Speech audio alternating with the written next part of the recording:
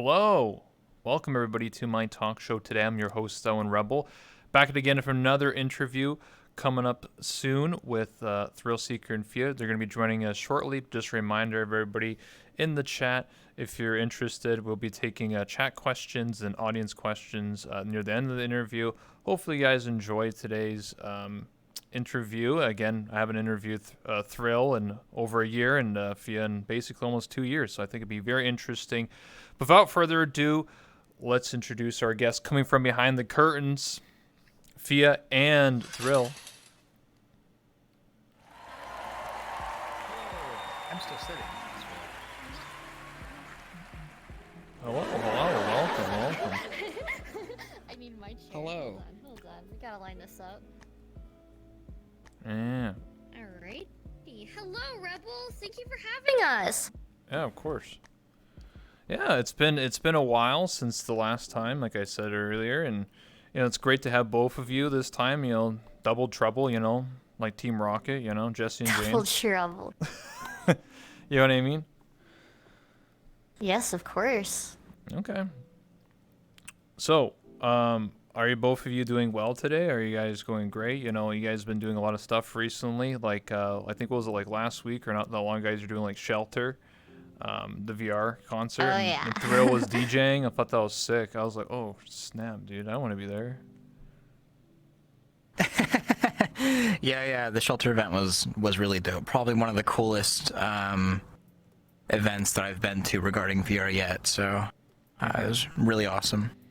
Yeah, I was looking at it. And we got AWE next week as well. Oh, what's that next week? Oh my god, you like freaked me out. I was like, holy shit, I'm not prepared. That's gonna be so fun. Mm-hmm. Yeah, I was watching on Twitter, well, because I can show up for it essentially in person. But then I thought the interesting element that was that you could see people in VR, and then people, you know what I mean? Like you had like the stream set up, so basically people could see each other, like they look at the wall and it's like an IRL person, and the other side it's VR. I thought that was sick. I was like, what the heck? Right, yeah, they had a portal system, which wasn't the first time it was ever done. I think the first time that I ever heard about that was at the MagFest. Yeah. With that last year, it was last year's MagFest where they had a room. Well, it was a dual. In case you guys don't know, MagFest is a decently large convention. It's like an anime convention. I actually got to go. It was ironic. I went in 2019, 2019. Then everything shut down, so 2020 was canceled, and then the 2021 one was hosted in VR and IRL, of course. And so yeah, they had an entire room where the attendees could interact with the people that were also in VR, and then vice versa. So they did something very similar with Shelter, but I think it worked out really, really well for them. It was really cool. I stopped by the portal a few times, and there was always people in there just making faces at each other and stuff. It's pretty simple. It's just a camera on both sides, just talking to each other. So. Did anyone recognize you and be like, oh, that's Thrill? What the heck? Yeah, we saw our friends through the TVs. It was really cool because on their side they had like these little like CRT televisions, and so we had some of them like send pictures of us. But it was really cool because we knew a few of the people and they were all lined up and then like talking back to us. And it was like weird because I was like talking to their avatar, but I was like no headset or anything. It was kind of mind-bending in a really fun way.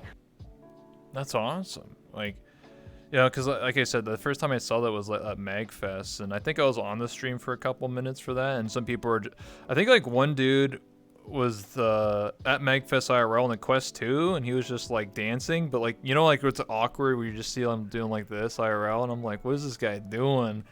And then the person next to me is doing like backflips and stuff. It was like, nah, bro, that's not how you do that. Damn. They're showing him up. That's him. He does little flips everywhere. Oh, really? Nice. But anyway, you also got to DJ at the event. Like, I thought that was cool too. Like, how did it feel to be behind the booth and then having people like, cheer for you and be like, let's go, where's the drop? Yeah. hyping you up. That was me. No, that was sure. me the entire time. So it's been a really amazing opportunity because I've been practicing music stuff. Well, actually, I'll just start from square one. It was the VR scene and the music scene in VR that really truly inspired me, as well as going to Second Sky. That like inspired me to want to make music and connect with people, not just with my videos, but also through music, and that also includes playing music, like being a DJ. And I felt such a cool connection with all the DJs and performers that I've been spending the past few years going to events with in VR, that I was like, this is something that I really want to learn. And so last year, like middle of last year, I got really into it. It became like a massive obsession of mine to where I would sit on the DJ decks, just practice for hours endlessly. And then also like able to making my own music too. And so it was probably one of the coolest opportunities of my life so far, to be able to go to an event that I really respect in the VR space and then play for people live. That was my first time playing in like an IRL environment, which was pretty nerve-wracking, not gonna lie. But it was amazing. The community and crowd was amazing. The reception was amazing. So I just felt very, very lucky. And it was great. The show was good. Yeah, you did fantastic. Everybody seemed to have such a good time, and I was really excited because I know how hard you've been practicing for that after so long. And so honestly, you couldn't have like hoped for like a better debut opportunity as the Vrchat guy, you know? Yeah, true. Yeah, you said what was it, like next week is another event? Which one was that again? Oh yeah, so before that though, there is the other event. Can we talk about that one? Wait, which is the other event? Well, there's another event at Tube. I don't know if we could talk too much Oh, about okay. it. I don't know if we can or not. But I don't think it's public yet. I think we have to secret. keep some of the details. It's a secret. Well, there is going to be a big event at Tube. I don't think anybody's going to get mad that I say that there's going to be a cool event at Tube at the end of the month. I'll save I you. don't think it's super secretive. Yeah. Don't worry about it. It's a secret. No, Shh, it's okay. It's a secret. Yeah. But anyway, this is a way to have a nice segue. Anyway, so obviously I watch your YouTube videos and I react to them on my stream in real time with some of my comedian stuff like that. And let's just say I watch all the time for Newsday, for Tuesday Newsday, and I seeing a lot of stuff. So obviously, what was it? Facebook Meta had like the recent showing of all the games and stuff like that, and then they actually showed like a dumped Bone Labs on us. Like probably a lot of people are like, huh? Right. But like obviously yourself and myself, I was like, wait. That's like Boneworks 2.0. Like, wait a second, what? And everyone, you know what I mean? I was like, oh snap. So, how excited are you for Bone Labs? Because like I'm excited. You actually I think you really dissected a lot of what the trailer was, because I didn't even notice a lot of things like the player chamber thingy where apparently maybe you can import your avatars. Right. Like I didn't even notice that. I was like, wait, huh? I could be an anime girl? Oh yeah. Yeah. It's crazy is that you will be able to take that avatar and bring it into Bone Lab.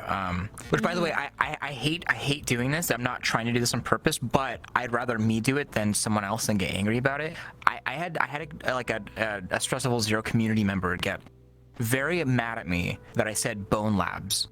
Apparently, this is like a whole thing in their community.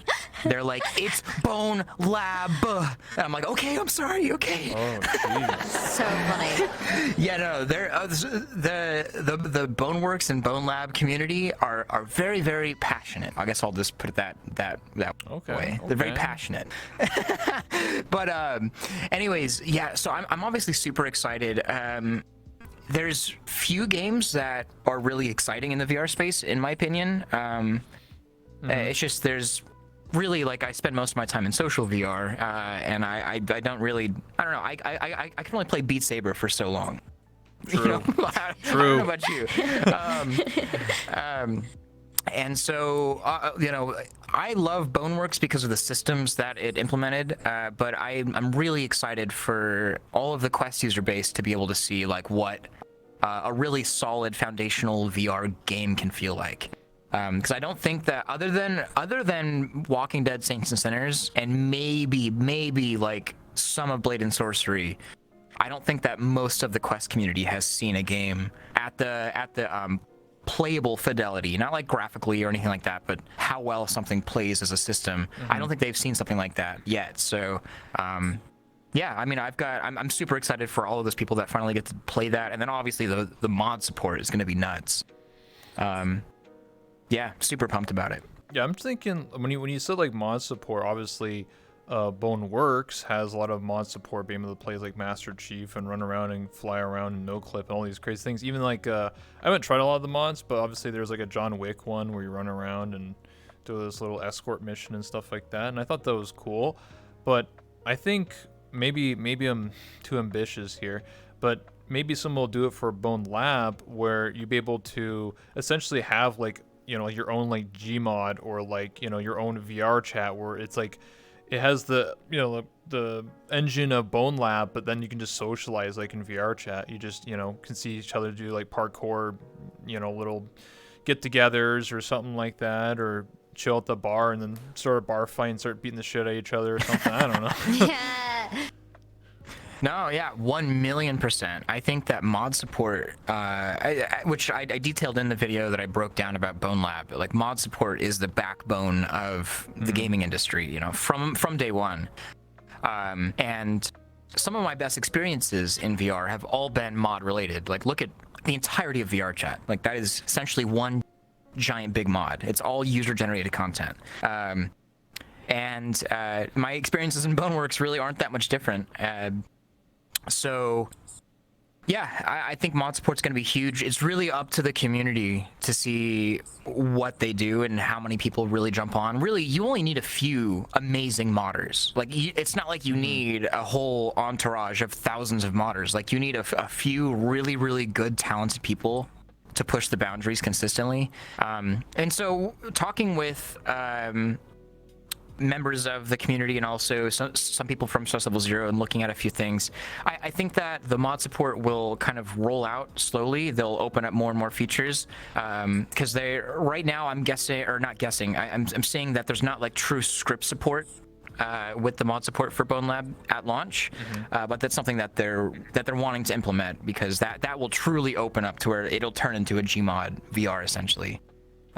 Which I think that's what VR needs, to be honest. Like, that's as something that is a modding platform to where people can explore different sorts of game modes and different game types and all sorts of weird things that normally we're just waiting for developers to figure something out or to give us stuff. But the community kind of knows what they want, you know, because we only play the things that we want to play. You know? That's right. Speaking of Gmod, have you actually like looked into Gary Newman and what he's been posting on Twitter for the last like year and a half? He's been talking about his next project, Sandbox, or it's called Sandbox, which is just Sandbox essentially, and it's using the Source 2 engine, which is the same engine that Half-Life Alyx was developed on. So it's pretty, you know, self-explanatory that's going to have VR support. So it'll probably be like desktop first, but it'll have the, you know, if you want to stick VR into it and then be able to do the same things and stuff like that. And I've watched closely about it. Obviously, there's not much, because every so often he posts like a little tech demo of just like testing out physics or something. But it's still interesting that, you know, I don't know when it's going to be done. I mean, shit, it could be 2 or 3 years, but I mean, eventually it will come out, and I could definitely see people getting involved with that and then being like, oh, dude, I can play basically Gmod, but in VR and with my friends and on a newer engine. Right, totally. So I mean, I feel like Sandbox or SNbox, or let's call it Sandbox. I feel like Sandbox will be like more capable than Bone Lab. Of course, I don't know, but I think that at the end of the day, in 2 years, it'll be more capable than what we'll have from Stress Level Zero. But I think that Bone Lab is popular. It's really in the VR community. It's really like making waves in ways that Sandbox, for sure. Even though it's promising a lot of the same things, you know, open mod support, Gary's mod for VR essentially. It's not super popular. So I think what'll probably happen is something like Bone Lab will create the culture, like the mass culture of we're able to do these things because of mod support, and then something like Sandbox will come in whenever it's ready, and it'll just establish itself within an already established mod culture. So Yeah, I definitely think that's probably how it's gonna happen. Like was really what you said. Like Bone Lab's gonna come out, then Gary Newman's trying to be like twiddling his little mustache. And, I could do that, but better. With Sandbox. right. Well, there's also something big is that Bone Lab doesn't have multiplayer support. That's right. Out of the gate, it's a single player experience. Of course, Boneworks has a somewhat functional multiplayer mod. So like modding multiplayer support isn't out of the question. I'm not sure if it'll be out of the question out of the gate or later. Or I have no clue. But it is a single player support. So that's single player only. Holy shit. So like you definitely have to keep that in mind. Like I think that multiplayer is what really makes these things work. So that's kind of essential. But I'm just hoping that comes sooner rather than later. But yeah, either way. Yeah, I agree. So we'll switch to another question I have here.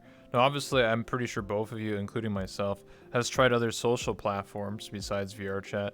But how extensively have you tried other ones? So we're talking Rec Room, we're talking Chillo VR, we're talking Neos VR, and then there's the newest one, which I haven't personally tried out yet, but Helios. That one's built on the Unity engine. Oh, can you do that now? I didn't realize that one was like actually like playable yet. It is. We have to. It's like $10 on Steam. It's not free. Damn. All right, that's news to me. Yeah, because they post like videos every so often, and it's just like people like developers and community members, and they're showing off like essentially, again, it's like VRChat, but you can actually like interact with players' models, kind of like we have like physics bones, which we'll talk about later in VRChat. But like someone could walk up to you with a baseball bat and like beat the shit out of you, and your player model like ragdolls. Oh. They have little Ewok beating people up from Star Wars. So. Yeah, I would love to try that for sure. It's definitely something I've been looking forward to. I just guess I've been out of the loop. But yeah, I mean, both of us have definitely dabbled in like the other social platforms. I know that I've spent like an okay amount of time in Neos. I don't really get Neos because I'm too stupid to figure out how to like program the things and do the Unity stuff. That's like way above my level. But whenever I go in and like some of my Neos friends show me the types of things that you can do, I'm like consistently mind boggled and blown. I'm like, why don't I spend more time here? Just because I think there's a lot of unexplored potentials, but I definitely think VRChat is getting closer and closer as they've been adding like the more tracking, and you can do 11-point tracking now, and little details like that. Hopefully they'll do like haptics soon, face tracking. Those are all like the big pulls of Neos before, and now like VRChat has it. So it is kind of an interesting small rivalry that's going on there. Yeah, frankly, VRChat's on fire right now. Like they're really killing it. They're adding the things that we wanted them to add, whether that's a roundabout way or not. And so I think that the last time that we talked in like an interview, I think I spent like 20 minutes ranting about how I really want haptic support. I really want all these sorts of other supports within VRChat, and here we are. Like, technically, we have it in some way, shape, or form. It's not plug and play. It's not super easy, but it does work. And a lot of the other, like the thing that VRChat has is the community. If Neos was in the position of VRChat, then we'd be looking at VRChat and being like, oh, but they've got these features. Why doesn't Neos have this feature? You know what I mean? And most of the other platforms are so limited either in player base or in features to where it's not that it's not worth my time. Is that like it's hard for me to leave the friends that I have here and then go play on a different platform, to essentially like, it's like going to like a new school, like, you know what I mean, essentially. Yeah. And like, but like I use AltSpace whenever I have to for like professional anything. I hate AltSpace. I always have. I've always hated it. Yeah, that's a whole story. The AltSpace incident. If I do this, oh, you're banned. You're banned. What? PlaySpace? What the? Yeah. Oh, you know what's funny? We talked about how I got actually banned for PlaySpace drag, Well, like last year at the VR Awards, Yeah. they called me up. They're like, ThrillSeeker, and I was like, woo, woo. I was also all excited, and I was up, and then it wouldn't let me go up the stairs because of, well, Rec Room is just kind of garbo. And so I had base drag up, and then, sorry. Yeah, don't let the record people hear you. No, I love Rec Room. I'll talk about Rec Room next. And then I try to space drag up, and literally as I'm trying to like claim my thing, my like prize, and say a nice speech, I get booted out of the lobby. I'm like, are you kidding me? No. Yeah. Ridiculous. Rec Room though is a very clear example. I think if you look at AltSpace, Rec Room, VRChat, AltSpace has its community. It's small, it's tight, and they do their own events. They're happy there. They don't care about Rec Room. They don't care about VRChat. They acknowledge it. They don't want to be in there. And it works for professional events, and so they can do their thing. Like, there's better platforms, but they're gonna do their thing. And then Rec Room is special. Like, honestly, Rec Room is really special because it's got, of course, cool desktop and VR support, but it's got iOS support, PlayStation support, Xbox support. It's massive, and the company behind it has grown massive as well. Like, I'm not sure if you saw, but they had something like a $300 million raise. Whoa. Like Series C or Series D raise. Yeah, I mean they're making bank, like through investment, and so they're just growing like crazy, and they're on the top of the App Store all the time on Apple, and so it's just a totally different world. It's more like a Roblox, which I wouldn't compare VRChat to Roblox. You know what I mean? It's not a fair comparison. Just like the way it's hard to compare VRChat to Rec Room. They're totally different entities. They do different things. But in terms of VRChat competitors, honestly, Neos shot themselves in the foot. I don't know if that's like a very controversial topic or not, but like Neos just like train wrecked. And the other ones are charging $10 to gain access, which is the wrong way to do it. So, but it's VRChat right now. Yeah. I mean, I've tried Neos a few times, and it was all right. It's just like it's very small, and I feel like it's more about developers first than social second, and I feel like it should be the other way around, because like the average person who plays VR is not going to be like, oh boy, I'm going to develop this whole MMORPG in this game. Most people are like, I want to get on and drink with the boys and dance around and act stupid. Like that's the average person. Okay, nobody's like, oh, I have 10 years in programming, I want to make the next World of Warcraft in Neos or something. Like that's yeah, exactly. Right. Well, honestly, with OSC and all of the newest updates for VRChat, the only thing that I would really want, other than improving on these systems, making them better, of course that's expected, but the biggest thing I want that Neos has is they have like this file browser within Neos, and you're able to drag in your files, and then you could just drag the files into VR, and then somebody can grab the files and save it. That is the most incredible thing I've ever seen in a social VR platform. And like once VRChat has that, it's gonna change everything. Like that's like it's bigger than haptics, bigger than eye tracking, bigger than face tracking. It's like that one thing is insane. It's like an insanely powerful feature. So no more sending people stuff on Discord. Like, check Discord. I'll send you a thing. You have to open your headset and try and do all that. What? Right. Imagine I take a picture in VRChat. And then I just grab the file. I'm like, oh yeah, this looks pretty. I'm looking at it after I took it. It's in my hand. It's a file. I'm like, oh yeah, here. And then you just save it. Like, wow, that's amazing. Wow. That's literally how it was in Neos when I tested it. Like, they literally showed me a picture of like a New Year's event from like 2 years ago. They're like, here, look. And then they pulled it up, went like, and it was like this big, and I was like, oh shit, that's cool. I was like, what the heck? Right. So, yeah, things like that. Yeah, I mean, of course, with a community as big as VRChat, though, like, there's an easy way for all that to go wrong. But of course, then you just have like zones where you can file share and not, and it's really, I don't know. Yeah.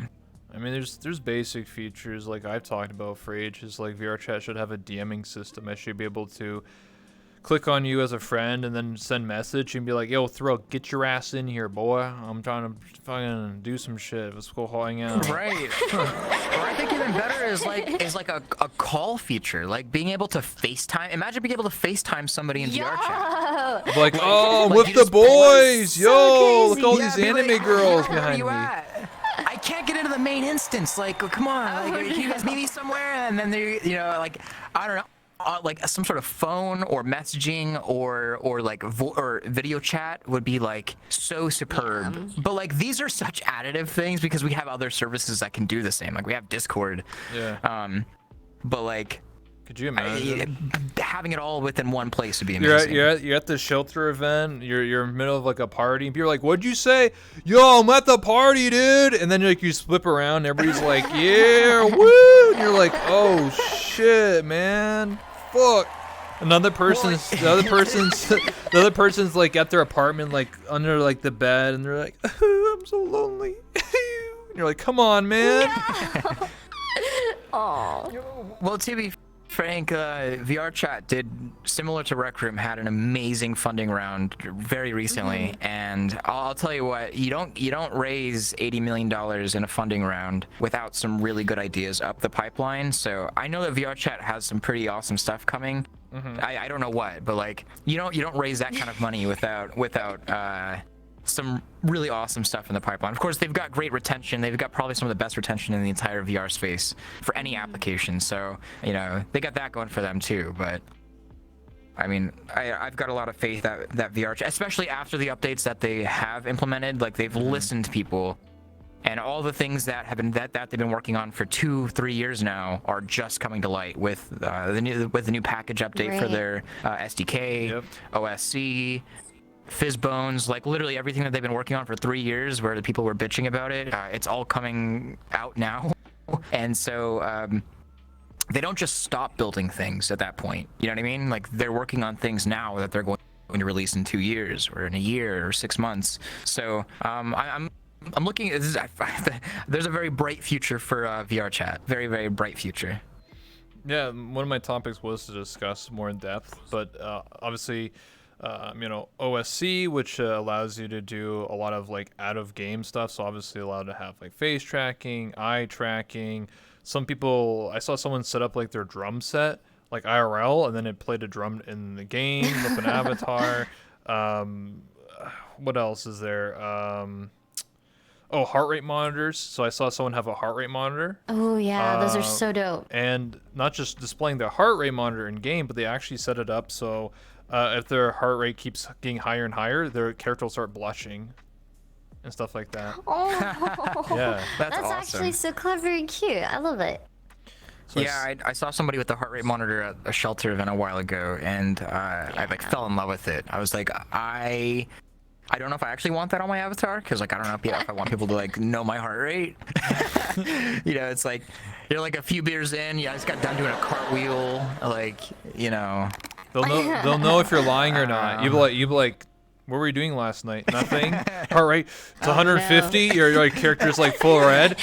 Start blushing. Oh God. Why were you on red? Why you on red? Way on red. I plead the fifth. No, but I love the idea. There's actually something really interesting lately. I've been using the Vario XR3 quite a bit to try out some weird like mixed reality cutout and pass through things. And I got the hand tracking because the XR3 has built-in hand tracking. So I got the hand tracking to work and emulate knuckle controllers. So I'm using the headset, and I've got windows into either reality or into virtual reality that I can walk through and then walk back through. No controllers, but it's all VR chat. It's really, really dope. I don't know, that's like a weird tangent, but like we got some crazy shit coming, dog. That's all I'm gonna say. Shit. Like, Okay. Yeah, dog. Yeah, dog. mixed reality is gonna be amazing. Like, I'm way more excited now for like the future of MR than I totally expected. Probably equally as much as VR, if not more in some specific ways. Like going to the Vario office and trying out all these mixed reality like experiences that they let us do was probably like ridiculously more mind-boggling and kind of like disorienting than any VR experience I've had. Yeah, I agree. Like, obviously, I watched your review on it, and obviously, you were able to use AR and basically spawn like models in front of you, which is interesting because you're like there in real life, but then like you're like, oh look, this human body, but everybody else in the room is like, what are you doing? You're touching nothing, you weirdo. And you're like, no, I'm touching an anime person. What are you doing?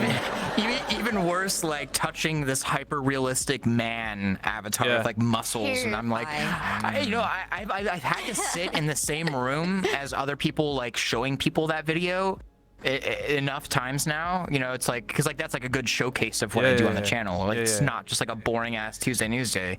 And every time that part comes up, I'm like cringing inside because I'm just like caressing and touching this like male model, and I'm like, is this like, it's like NPC sexual assault? Like I feel it's VR. I'm thinking like beyond that, right? Because you can, so right now you can spawn in models, right? But could you spawn in another player that's like in VR, and then like talk to them, but like only you can see them? So one thing that Vario's working on. Yeah. So sorry, did I cut you off? No, my internet cut out just a little bit. So Vario has this this new system called teleportation or cloud teleportation, and so you can superimpose. It could be like an actual person that's got like spatial tracking, or it could be like a VR avatar, and then it's embedded in your reality. Yeah, so it's pretty cool. Oh my god. Could you imagine, like, you're dating someone in Vrchat, you can't see them because they're across the world, so you turn on AR, and you see them, like, in your room, and you give them a hug, but then your mom walks in, is like, what are you doing? Like, Mom, put the headset on! My girlfriend's real! She's right there! She's right there! Like, son, I think we need to talk to the doctor. I think you might be seeing people, No, they're real, man. Well, like speaking of that, imagine like a VR Kanojo, but it's mixed reality instead of like you're in this random person's house. Like there's just like God. Some there's yikes. You can have your own Cortana. What do you mean? I don't even want to think about that. The hologram pops Your own up. Cortana. Yeah. Yes. Yeah, I want to have. Cortana's dope. I want to have my own Cortana, and it could just be like your VRChat avatar, or like your friend's avatar, and they'll just talk to you like on the hologram. They'll be like, hey guys, this is I don't know, Jessica. There you go. There's a name.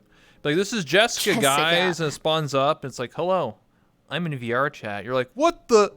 And then it then it turns into one of those episodes, wherever you like watch like Japan like otakus or whatever, where they're like addicted. They're like, this is my wife. Like, hello, what the? Huh? Oh my god. I want to get Cortana to be like a mixed reality Cortana assistant to be like, don't make a girl a promise that you can't keep. That'd be dope. You have Cortana pick up the groceries for you. You'd be like, oh, you're picking up red steak. That contains a lot of sodium. Do you want to have cancer in 20 years? What the F, Cortana? I always thought it'd be so fun to have like a little Zelda fairy carry around with you. Oh, you know what I Navi? mean? Is I always imagined that as a kid, is like listen. a little Navi follow you. That'd be so fun, and it just like reads you information. Maybe you want it to shut up at some point, and you can like swat it, but that's alright because it's your fairy. Get out of here. What? Then everyone just sees, what are you doing? They're like, because you have the glasses on, the AR glasses. They're like, what is this person doing? They're assaulting themselves. Yeah, that's a really interesting idea. I think that the reason why, like, I don't know about you, but I hate personal assistants like Siri and Google Assistant and Alexa. Mm-hmm. I hate it. Like, I don't like interacting with it. Googling it myself is faster. But if I had the ability to name my own assistant, I think that might change everything. Like, I don't know about you, but like, I don't know, but that's the whole thing. Like, once you put a name to something, like once you name something, then like you like give it life and you have like a connection with it. Like, I don't like Siri because it's slow. Yeah. I don't like Alexa because it's weird. I don't like Google Assistant because, I use Siri all the time. I know, but it's actually hilarious because I think whenever you're like trying to use Siri, I can just Google it faster. Yeah, we can have races. Next time I start doing it, we'll have a race. I don't know. I think if you could make your own, it might be interesting. Because like, imagine you're driving 10 hours on the road, you're a trucker or something, and then you have put the AR glasses on, and then next to you is like your anime waifu, and it's just like, oh hey Jessica, how you doing? It's like, Jessica. oh hi Billy, what are Jessica's you doing? back. It's like, Billy, are you cheating on me if you're other anime girls? No! What are you talking about? Stop! No, Jessica, don't sorry, take the wheel! Billy. No, please! Uh-oh. Uh-oh. Oh, is that too real? Is this like a Heavy Rain game with the AR glasses? You ever play Heavy Man? Rain? There's in Heavy Rain, one of the characters is an FBI agent. He puts the glasses on and he sees like holograms and stuff. And then he actually has like a virtual butler that like talks to him. Like, yeah. Oh my god. Well, that's... Yeah. I've always thought if I had a butler, his name would be Kevin. Just like I said, if I had an assistant, I have this whole plan in my head. We have a butler do everything for us. It'd be sick. Yeah, exactly. I think it's funny because that game came out years ago, and like it shows like when he's like sitting there, he's just like in a really shitty like office, and he's just like this. And like someone walks in, and then they're like, "What is this guy doing?" He's in like this shitty office with like no books, anything. But when he puts the headset on or the glasses on, he's in this fancy ass room. He has like his butler playing piano for him and shit. It's like, damn, this came out way before like Vrchat. Like I was like, that's the future, man. So. Oh yeah. But anyway. Kind of sad, but yeah. It is what it is. I saw Marble's expensive. Polygons aren't. So you were talking about on your videos and stuff like the Codec Avatars, and what you thought about them. So the Codec Avatars, for the people who don't know it, basically it's like scanning your real life body and then putting it in sort of like in like the headset. So when if you're talking to somebody like in a video call, it's their real life body.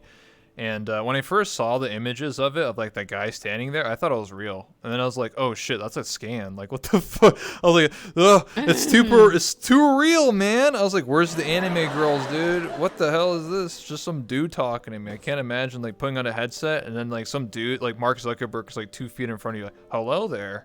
Welcome. How are you doing today? I'm like, oh fuck. Can you blink? Yeah. Right. Yeah, Codec Avatars are interesting. Like, I definitely would love for the option, but I kind of miss out on the whole idea that they have to be 100% accurate. Like, I love the idea of hyper-realistic looking avatars, but I don't know if I like the idea of them being tied to a person. And so like this is kind of like a very interesting thing about the technology is that it's all it's built with scans, so it's not like a metahuman from Unreal Engine where it's like a character creator where it's like a pretty realistic human. This is like an actual scan where they're making the meshes out of like, you know, like the initial technology was like 170 cameras all around you, etc. So this is it's a very interesting move. I mean, I'm all for it. I would hate for it to become anything mandatory, right? Yeah. For almost any circumstance. And I also find some of the public workspace stuff in VR to be uncomfortably dystopian to me. As much of a VR evangelist that I am, and I believe that like so many things should move or should implement VR support. I don't know. I find it very odd that a lot of companies' idea of the future is to have thousands of employees all work remote, but together collaboratively within VR. It's amazing, but I don't think that should be like the bog standard. It should be something extra that's implemented. But, you know, who am I? I'm just a YouTuber. True. Just a YouTuber. That's it. I will say Nothing this. else. Absolutely nothing else. I might be in the minority here because I have an idea with the Codec Avatars, but not for like a social game, but for a video game. So what I mean by that is, have you ever played like LA Noire? Mm-hmm. LA Noire, I checked it out before this interview. It came out 11 years ago. That's a long time ago. And when they developed that game, for those people who don't know, basically you're like a detective like the 1940s, and then basically you have to like deduce if someone's lying to you or doubting or telling the truth based on their facial expressions. They pretty much had to scan people in real time, what their facial expressions would look like, and then the player would be like, oh, they're clearly lying because they're like looking all over the place like this, fucking like, acting stupid or whatever, right? And for the time, that was very revolutionary. It's now 2022, and so when I saw those Codec Avatars, I was like, wait a second, what if this made LA Noire 2? That's what I thought immediately when I saw that. I was like, you could use that technology to make LA Noire 2, but like, when you look at LA Noire now, it's like kind of like old and like you can tell it's dated, but like if you made like basically LA Noire 2 with that technology, it could be really interesting because then you can tell like the subtle like sweat, teardrops appearing on someone's face, the slight wrinkles, like Right. it's super high fidelity, so you can be like, oh shit, like this. So I see it as a video game, not as like, wow, I'm gonna talk to my friends, my grandma in the hospital. No, totally. Well, also the really incredible part of Codec Avatars, which I was just going down the path of like, whether or not I like the idea of hyper-realistic avatars or not, but like the amazing part is that it's all like real-time rendered. Yeah. It's not like LA Noire to where there was a pipeline of facial capture and mapping to a 3D model and things like that. Like this is live capture. So. And it's in a 3D environment, so you're talking about taking motion capture to like the umpteenth level. Yeah. And I'm totally down. It kind of it changes the whole way that like games are made, or experiences in VR are made, because these performances can be captured and used for a game environment. Yeah, it's amazing. Phia died. Totally. Oh no. Oof. Yeah, I could see. Okay. I'll keep it warm for her. Yeah. I think. Oh, she's back.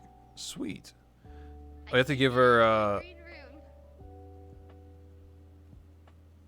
no, you can come through the. You don't have to go for the green room. You can just go for the barrier. It's just that when you leave the room or leave the world, your access gets revoked, and they have to reset it. What? It gets revoked? Well, it's because every time you leave the world, your permissions are removed. That's just the way it was built in this world. So we have to. It gets 2 seconds to give it back. It's not that hard. But anyway, what I was saying was, I kind of want to see someone even just make a basic game where like maybe you're a detective and you're sitting in an interrogation room and the other person's like sitting in a chair. Very basic environment, like a white room and like like a police station, and then people come in.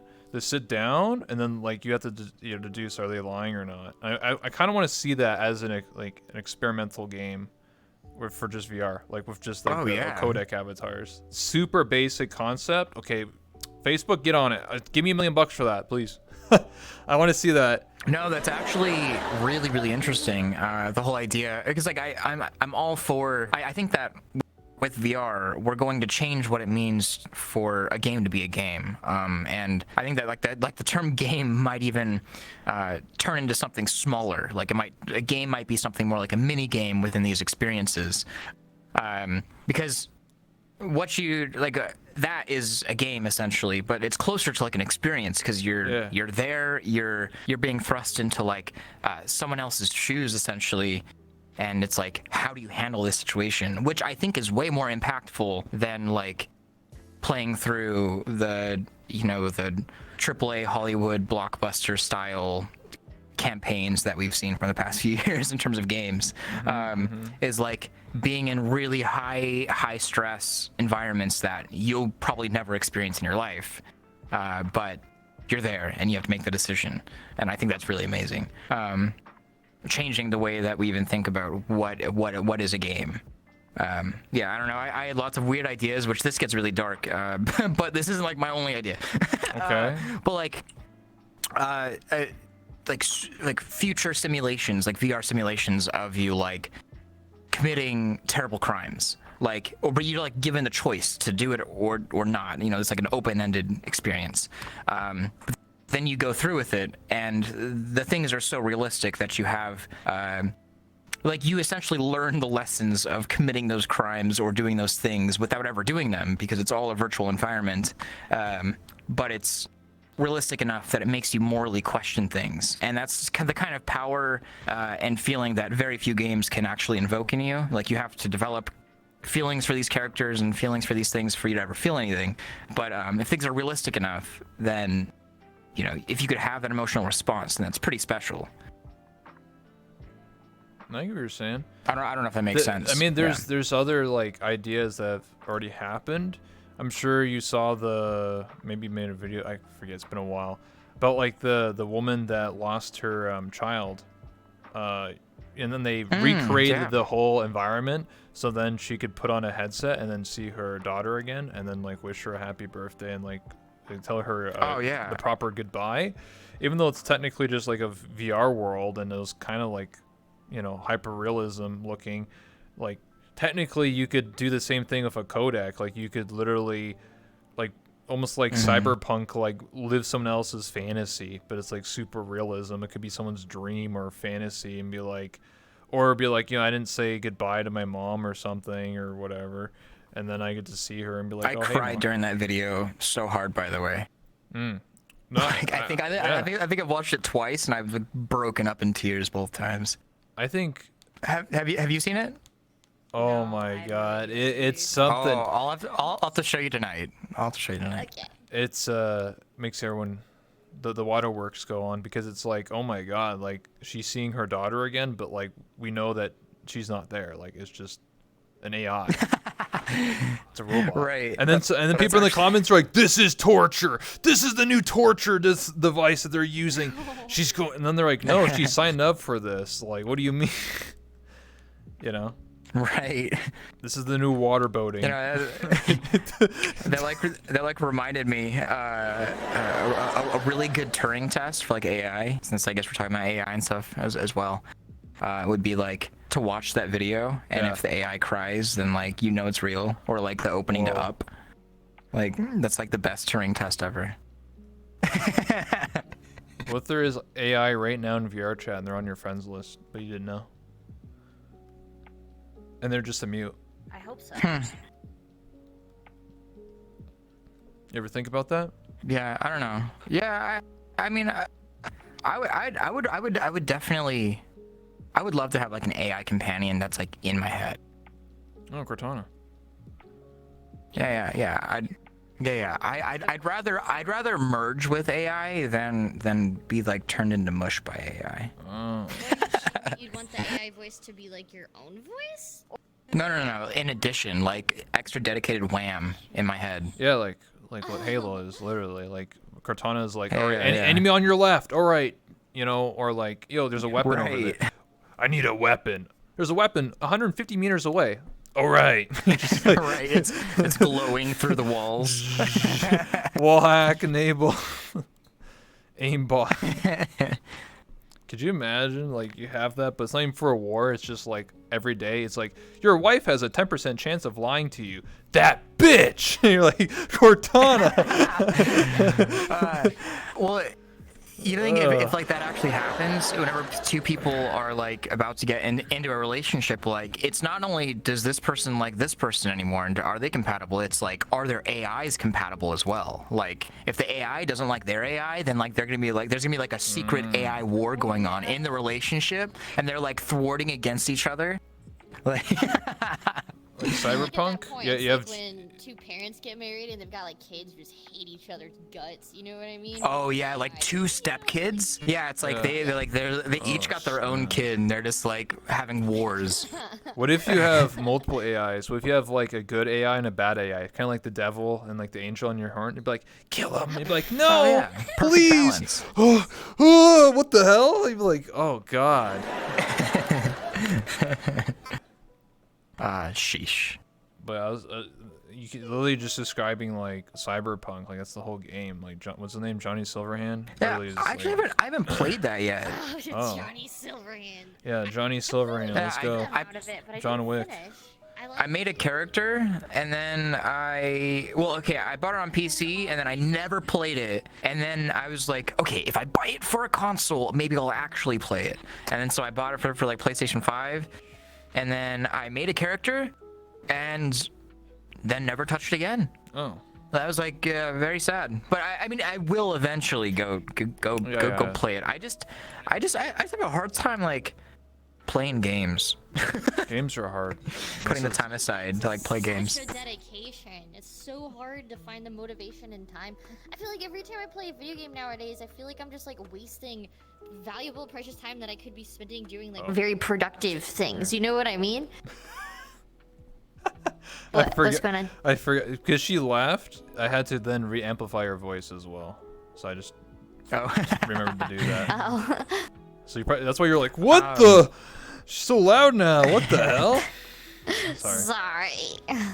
Yeah, well, it's like also it's really hard because with like content creation, which I'm sure you know all too well, Rebel, or anybody that's ever even dabbled with content creation, it's like there's technically no limit to how hard you can work or how much you could work. Like you could put out daily videos on 5 channels, and like literally the limit of your success is just how hard you're willing to work and try.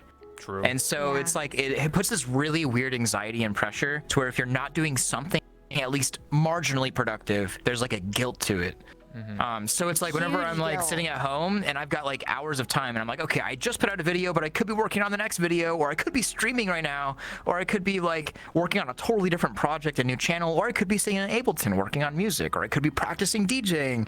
And like I feel like everything has to be in some way, shape, or form productive. It's like I also only really like watch movies or videos or like or play content that like in some way, shape, or form is additive to like thinking about you know, like XR.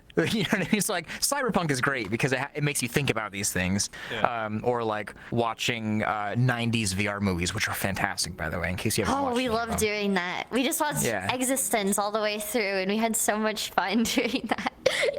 But I would love to have like a totally chill thing that's not related to that. That's like game time or some other time. You know what I mean?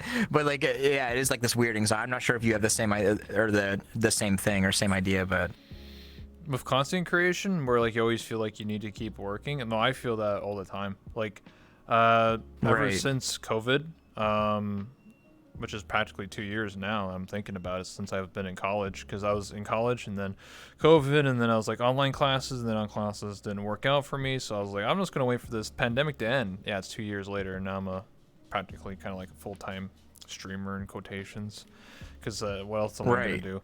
So I just keep I keep myself busy by constantly, you know, planning the next interview or working on this world, which has been extensively updated since the last time you were here.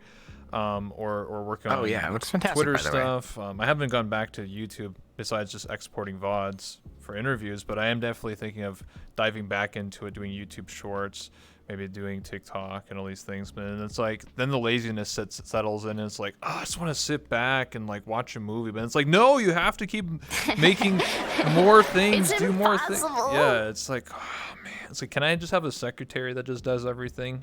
Can I just be like the president where you have like a secretary that manages your Twitter for you? Yeah. Right. Well, there's like always like a bare minimum that you could do, and then there's like I said, there's literally unlimited possibilities for how hard you could work yourself or how many places you could expand to. And the worst part is that it could be any one of those that catapults you and your channel and whatever you're doing to like crazy success, which is like the worst part. You never know which one will be the one. Yeah, you never know. It's like, oh, well, maybe if I spend a few hours per week working on TikToks, maybe if I put out more videos, maybe if I put out less videos, maybe if I make a whole different channel, maybe if I stream more or less or different content. Like, there's literally endless possibilities of like what you can do, which is the great thing. It's the amazing thing, but it's also something that'll make you stay up at night. Yeah. That's right. That's me every day. It's both better and worse than like any typical job where it's like, okay, you're expected Monday through Friday, 8 a.m. to 5 p.m. And then on Saturdays and Sundays, you can turn off your phone. Like that's the whole thing. Like that's, I don't know if I could live like that anymore, but like, like that garners certain freedoms, just the same way that like content creation garners certain freedoms. But I think there's one that's like the less anxious part, or the more anxious part is definitely content creation stuff. But yeah, I don't know. They both have their benefits.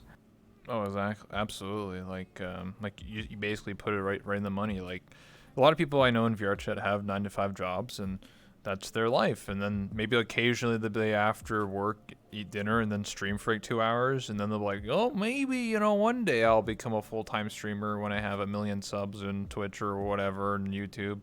That's like the most people do. But some people start as content creators and then they try to like make it and then it doesn't, and they're like, oh fuck, I'm gonna be homeless unless I make $1,000 next month and on YouTube. Oh shit, I gotta post more videos, and gets into that desperation part. I think it's better if someone has a job existing already and then they decide to go into content creation. Think of it like a hobby, like you go bowling once a week or something like that. Instead of bowling, it's doing Twitch or YouTube content creation. That's the way I see it. Oh yeah. But yeah, I guess I like derailed a little bit. But you know what I'm saying? No, for sure. Actually, that's a really good idea because whenever I quit my job and I was doing YouTube full time, which is like 2 years now, a little less than 2 years ago, which is really weird to think about that I've just been. Like I guess I could actually call myself like a YouTuber now because I've been doing it full time for a couple years. Just now, you Just put it now. just barely right now. Yeah. Officially. My number was like I can't call myself a YouTuber until I hit 1 million subs. And then if like once it's like 1 million, then it's like 5 million or something. I don't know. But You're silly. You're silly. But no, whenever I was like a year in or so, or like 6 months in, I was seriously considering getting a job, not because I needed the money, but because whenever you do have all day, every day to just work on content, like there's this weird paradigm. I was getting more work done, more videos published before I went full time. And then I went full time, and my upload schedule actually got slower. It eventually did ramp up to 2-3 videos a week, but like it was slower because you got so much time, and you're like, I don't know how to spend this, versus like whenever you're working a job. Like you're thinking about the videos that you want to do all day long because you're at a place that you don't really want to be, and the content's the thing that you want to be doing. And so you like rush home, you go eat some food, and then you're like, edit. And then like, you put it out there, you go to sleep, go to work the next day, and then like, your time is so limited. But whenever it is your full-time gig, it's like you got all the time in the world, and so you end up using all the time in the world. It's That's like right. there's no pressure. But I don't know. I'm definitely getting better at that. No, I relate. When I was in college, I only had so much time in the day to like set up an interview. I'd be like, I can only do interviews at this time because I have college tomorrow, and that was it. Right. And so I had to spend so much time. You had to use your ASMR voice. That's right. She knows about that. So back in the day, I lived with my parents, and so late at night I couldn't talk. Like I literally just couldn't talk at a normal volume. I had to whisper like ASMR style. So I literally only had like 1 to 2 hour period where I could talk normally. And I used that time purely for interviews or purely for like the banger cool content. And then after that, it was like, hey guys, what's up? Let's go play some VR. And nobody would watch me because That's like, the rebel I remember. They're like, who's this guy? He's whispering. That's cringe, dude. So I only had so much time in the day. But now I can talk whenever. So it's like, woohoo, Woohoo! I can talk anytime. I can talk now. Yeehaw. Nice. But anyway, we'll move on to another topic here. So this is an interesting. Right. Yeah. Move off of the. Oh, it's so sad. Be so sad being content creator. Yeah. Well, I have a lot of topics here, and there's only so much time, Okay. I'm so ready. I'm ready. So, a quick one would be like the Owo suit, right? Like the Owo skin, which you tested at CES, right? and obviously you had an experience with it and they had a demo. I wonder if that will actually like incorporate. I'm assuming it probably will with OSC with for Vrchat, and then I'm curious how it'll work because I've seen people use the Tesla suit in Vrchat. I have multiple friends. I think even you tested in Vrchat at some point. And a lot of people like talked about how like you had to set up a very specific avatar. It was clunky, like having all this shit on you, and then you're like, oh, touch me, and people are like, woo, and then nobody would ever use it again because it's just like this is too much effort. But I could see like the Owo suit with being like what's it, $500 being a lot more affordable, and people actually using it. So I'm curious what you think about the Owo suit in terms of for like Vrchat or something. Right. I don't know if I would use it consistently. I like bHaptics Vest, for example. I actually really enjoy using bHaptics. Like I've never had a bad experience using like a vibration haptic vest. But it doesn't quite offer enough for me to like want to use it every single time I hop in VR. Like it doesn't really like make my immersion in games significantly better. It doesn't, and then in Vrchat, like it turns into like this weird. I already don't like people like touching me a lot. Like I love hugs. I'm like a big hug person, you know. But like I don't like people like touching me and stuff in Vrchat and stuff. I don't know. It makes me feel weird. So like as soon as somebody finds out that you got a haptic vest on, then everyone's like, "Ooh, I want to touch you." Yeah. One thing I did actually really enjoy was not turning it on for any sort of touch haptics, but I used it going to like I think it was Loner one night. I put on the vest and I just turned on sound sensitivity, and so it was kind of like wearing like a Woodger vest or like Woodger thing, and so it was like I felt the music a little bit more. Like that was great. Cool. OO skin, on the other hand, no. So it kind of gives you like the feeling of being at a club more, because like obviously those big ass speakers in a real club like shake your hair, you know. It's like you feel like your body vibrate. Yeah. So wearing that in a club was awesome. Like it was a great experience. I don't know for like social interaction if it's something that I would use consistently, because it is such an unnatural vibration. Getting shot in a game or something, that's different, but how often do I get shot in Vrchat? Yeah, like not very often. Could you imagine? But OO skin. They pull like you're hanging out at a club. Someone's like, "Hey, Thrill, haven't seen you in 6 months. You haven't invited me to your birthday party last week." Pulls out knife, starts twisting. You're just like, you're like, what's happening? This man's dying. Straight up murder. Right. OO skin, on the other hand. Sorry, this is a long segue to finally get to OO skin. I feel like I could potentially wear it very often. Like it would be maybe not in every session sort of thing, because a lot of times I just hop in Vrchat, I go get something done real quick, or I'm streaming. Like I don't really need it for streaming, except for an exception, which I'm going to get to in a second. But if I'm going for like a whole night in Vrchat, or going to go play a game, I could see myself wearing an OO skin all the time. Especially because you could just turn down the sensitivity, and it is just like a light tingle sensation, to where it's not like your entire like all your muscles, you know, like tightening up and getting really, you know, painful. So I could see myself doing that. But then also there's a whole other potential of like wearing it while you're streaming and pulling like a Project Melody, you know, like. Yeah. Oh, somebody just gifted 5 subs. Self-harm. Zap. Every time you gift a sub, I'll get shocked. You're like, oh god. Oh no, people would fucking donate like crazy.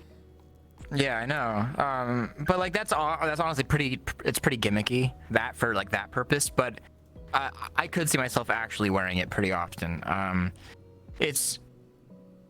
I don't really know. It all matters how seamless the experience is, because I'm kind of done with things that add too much friction to my user experience. Like I always experiment with like the craziest weird VR tech. Like I got some cool haptic gloves that I'm experimenting with, and I think we got a Tesla suit on the way and some other really fun stuff. But like these aren't things that I use very often. It's things that I'm experimenting with. and I'm closely watching to see how low we can get that friction to get the best experience. And really, this comes through like.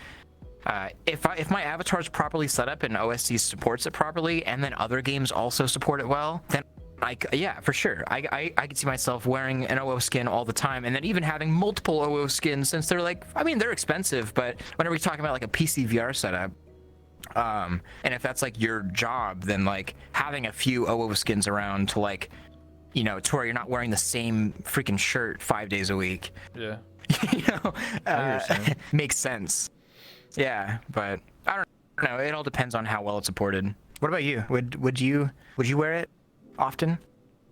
No. I think it's really fun, but I definitely have to go in with the mindset. It's like, it's a very strange sensation, the like tinglies and stuff. And it's not that I necessarily minded or even hate it. Like, it was pretty fun, and I honestly really liked getting shocked and stuff.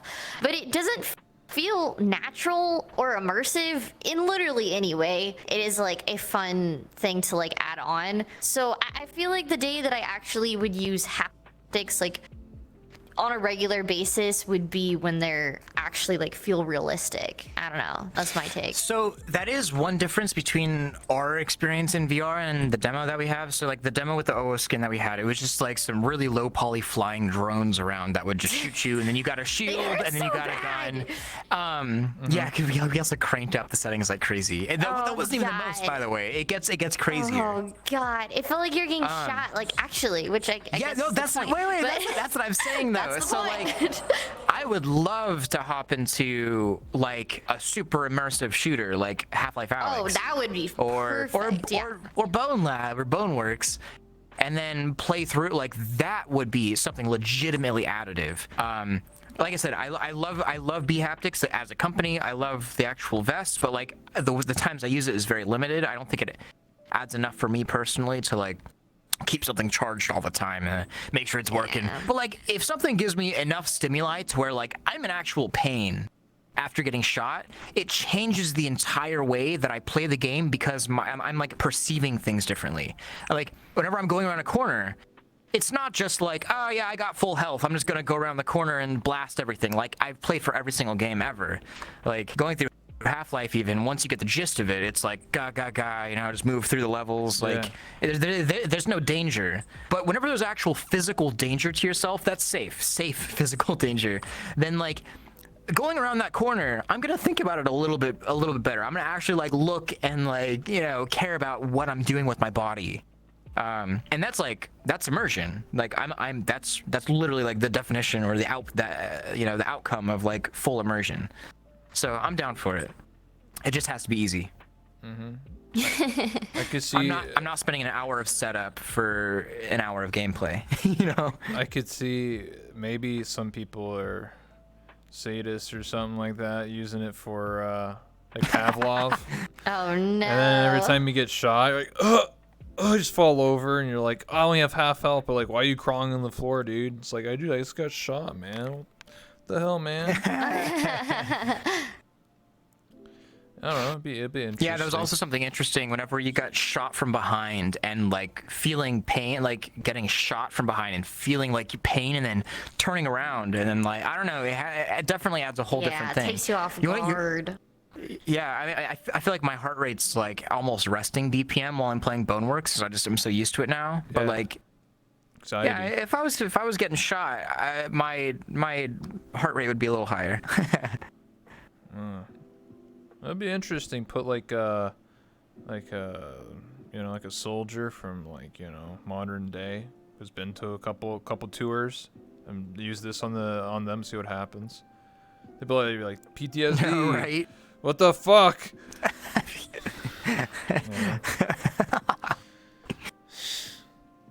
But anyway,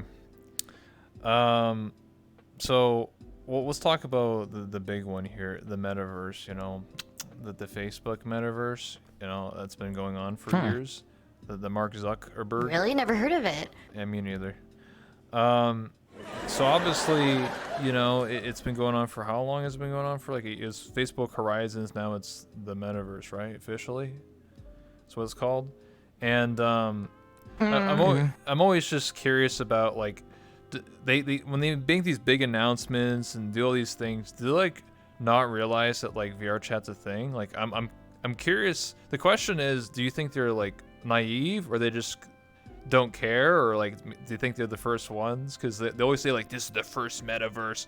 Look guys, bro, I just got my cool new apartment, dude, and you can download it for free, dude, and NFTs behind me, bro. It's almost like they just don't know what VRChat is. Like they're pretending. I feel like they've gotta know. I feel like they've gotta know, and they've gotta be aware, but they've like it like you said, it's like this weird, like they act like it's not existent, or that they don't know about it. And I don't know. Sorry if you have thoughts.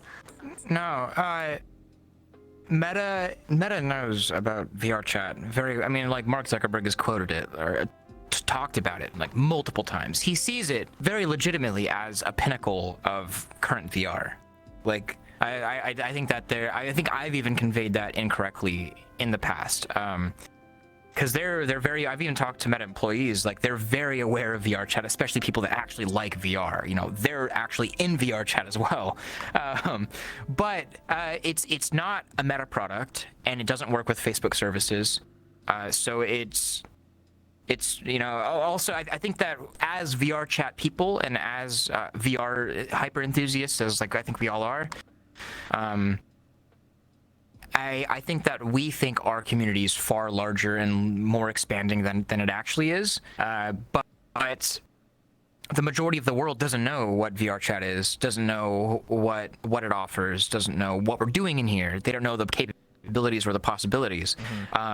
Like I would say like 99.9% of the world's population has no fucking clue. So, I don't know if you love cursing on your show, but Go on. Oh yeah, cool. Nice. Oh no.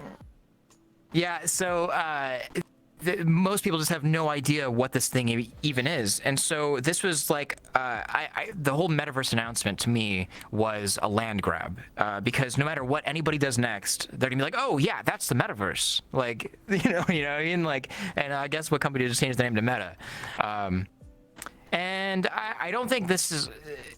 It's all bad. I don't think it's all good. There's a lot of weird nuances with the metaverse announcement, and yeah, they're fully aware of this thing, and that's that. Yeah.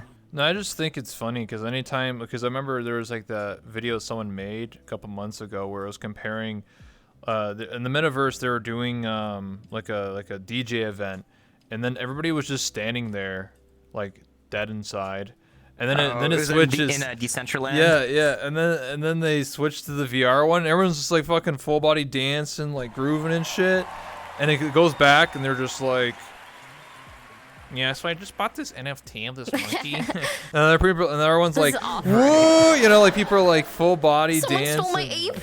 Yeah, like it was hilarious because that was like a live video that someone took of the metaverse, and then directly cut to like a club in VRChat of whatever club it was. Right. Yeah, I was like, damn, like, dude, this contrast is insane. Yeah, I think I think I did quote tweet that because it was a Decentraland promo video. They literally said in the tweet, "This is the metaverse," and it was like a bunch of people like eye posing.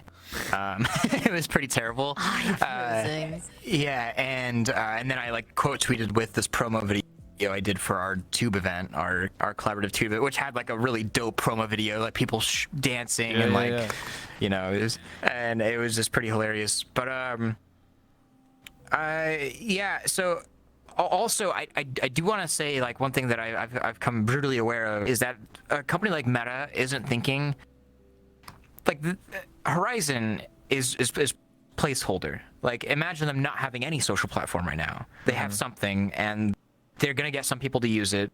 But they think not in the term of 6 months or getting users now. They're like, yeah, VRChat has the user base now, but what about whenever you load into Horizon? Like what like, you know, like, oh, well, technically we have all the users. So it doesn't really matter. Yeah, I'm talking for like Meta headsets, for example. You know, your home is no longer Steam Home. You just load straight into their social VR platform. It would be kind of redundant to hop into something like VRChat. But that's also like the true metaverse at that point, is being able to access all of these apps through centralized hubs or decentralized hubs even. But like I said, they're not thinking in the terms of 6 months or a year or 2 years or 4 years. They're thinking literally in 10, 20, 30, 40 years. Like, this is such a long-term investment for companies like Meta, that, like, I know that eventually they're gonna have something incredible. I hope that some other company does it first, though, and takes the market share before they do. Or Meta, it just completely restructures the way that they do business. One of the other. Yeah, I guess you're right. It's like the war of attrition. You know, like VRChat has the better community, better support, but will VRChat be relevant in 2025 or 2030 or 2040? Probably not. Like, you know, there might be some other company that comes around and goes like, oh, we made, you know, or, you know, Sandbox or whatever. Like, something else will come along. It's just that obviously VRChat has a good foundation for now. But, you know, Facebook has way more. Right. It's actually really sad to think that VRChat, which I love VRChat. I think people know that already. But it's very sad to think that VRChat very well could be like the AOL of the internet, or the Yahoo, or, you know, early to the game, doing tons of great, amazing work for the internet, but VR. But, you know, just because you're early, just because you have the community to start out with, doesn't mean that you're going to be the one to be the one that ends. You know, or, you know, you're not like not the end game. Nothing's for sure. So like I think my stance has always been, I'm not saying that like I am a fanboy of VRChat, but I will use whatever is the best. It's like me with video cards, like, or like processors. Like, I don't give a shit whether it's Intel or AMD or some third runner. I don't really care. Whatever's the best and whatever gives me the best bang for the buck and whatever for like what I want to do. If VRChat's that to me, then great. If it's some other service that comes out next year or in 10 years, then, well, like, great. You know, I don't know. I mean, I don't think you're wrong. I mean, like, because it might take 3 or 4 years for another good social game like VR, and that's 4 years from now. Some people don't have 4 years to wait. Like, they want now. Some people might be middle-aged by now, and they're like, I have to wait 20 years? Shit, I'll be 65 or some shit. Like, fuck, I'm going to be in the nursing home by then. So, like, most people worry about the now, not the, oh, fuck, maybe in the next 30 years I'll be able to marry a Miami waifu or something. Like, people want now, not... You know. Well, yeah. I think it's kind of like half my weird job, I guess, to like analyze the VR industry, and I guess I tend to get pretty disconnected whenever I think about like, oh, is VRChat always going to be the thing? And then I really oftentimes equate VRChat to being like, it's either going to be like the Google, which Google's doing very well, or it's going to be like, you know, the Yahoo, which I'm not sure if you know much about like how their stocks are doing, but Yahoo is pretty much like a dead company, and then you got Google over here, Alphabet, and totally different ideas. But they were doing the same thing at the same time, essentially. And then, you know, one the long race. I don't know. I guess my dad still has a Yahoo Mail. Oh God. If I've asked Jeeves. Yeah, your dad does actually. Yeah, my dad. I'm always shocked when I see Yahoo. Right, yeah, I have to like check to make sure it's not a spam every time I email my dad. Right? it's like, are you sure that's you? I feel that. Another question I have is, what do you think about, you know, because as you play a lot of VRChat as a social platform, do you think, are you okay with like the way VRChat community is building, or do you think there might have to be a way to encourage people to make more stuff in VRChat, like cool worlds or experiences, like for example, like a world contest. You know, you put up a prize pool of like, hey, $1,000, $5,000 for a person, you know, or a group of people to kind of like a healthy competition to then build stuff. Because I feel like there's very talented people in VRChat, you know, like Jar, who makes all the cool game worlds. But he did that idea for free, and then eventually set up a Patreon to then make money, or like the Just Be Club. Like most people in VRChat make things for free, and then, you know, eventually they'll have a supportive community around that. But there are very talented people that will make cool stuff, but they don't want to do it for free because they're like, well, I don't want to spend 100 hours on this. So do you think, having a world contest, do you think you'd be interested in something like that, setting that up for Vrchat at some point in the future? Absolutely. I mean, I think we've talked about this. Like a world contest is amazing. I'm all about trying to kickstart the creator economy, which creator economy is oftentimes used with like YouTubers and stuff like that, but really just people that create anything, creating like the grassroots of the metaverse or VR ecosystem of like the creator economy, and that includes making sure that people that create things that are being seen and used are getting proper payment back, essentially. Right now, we have this really cool situation in Vrchat where you have about as organic as possible creators and creations, where there isn't some weird incentive program or there's no team of people that is like paid by X company to go just dish out a bunch of worlds that are at these like super high quality. Like these are just people that are making things and they're getting the recognition for it that they deserve. You make something cool, and then a lot of people use it, and you know, now you're like this cool figure because you made something awesome that people enjoy. But that's great and all, but like, how are you gonna eat? Because this stuff takes time. So I'm way down with. I've always been about like trying to pay people for things I don't like. I don't even like fan art because I feel like I have to like pay people whenever they make fan art. Because I'm like, no, you spent time on that. But yeah, no, I'm way down. And I think that you could really, with like a really well structured and decent enough prize pool, you could see probably some of the craziest, coolest creations ever made in Vrchat. Or it could be bunk and people could just like recycle their worlds. I don't know. Maybe there's like a rule. Like, it has to be an original creation, never been done before on Vrchat or something. So that people aren't like, well, here's Just Be Club 2. Oh my god.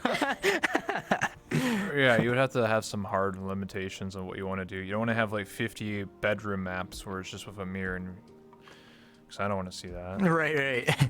So I think like it has to be like an original idea, a game mode or something, or an adventure map, or some sort of experience. Yeah, for sure.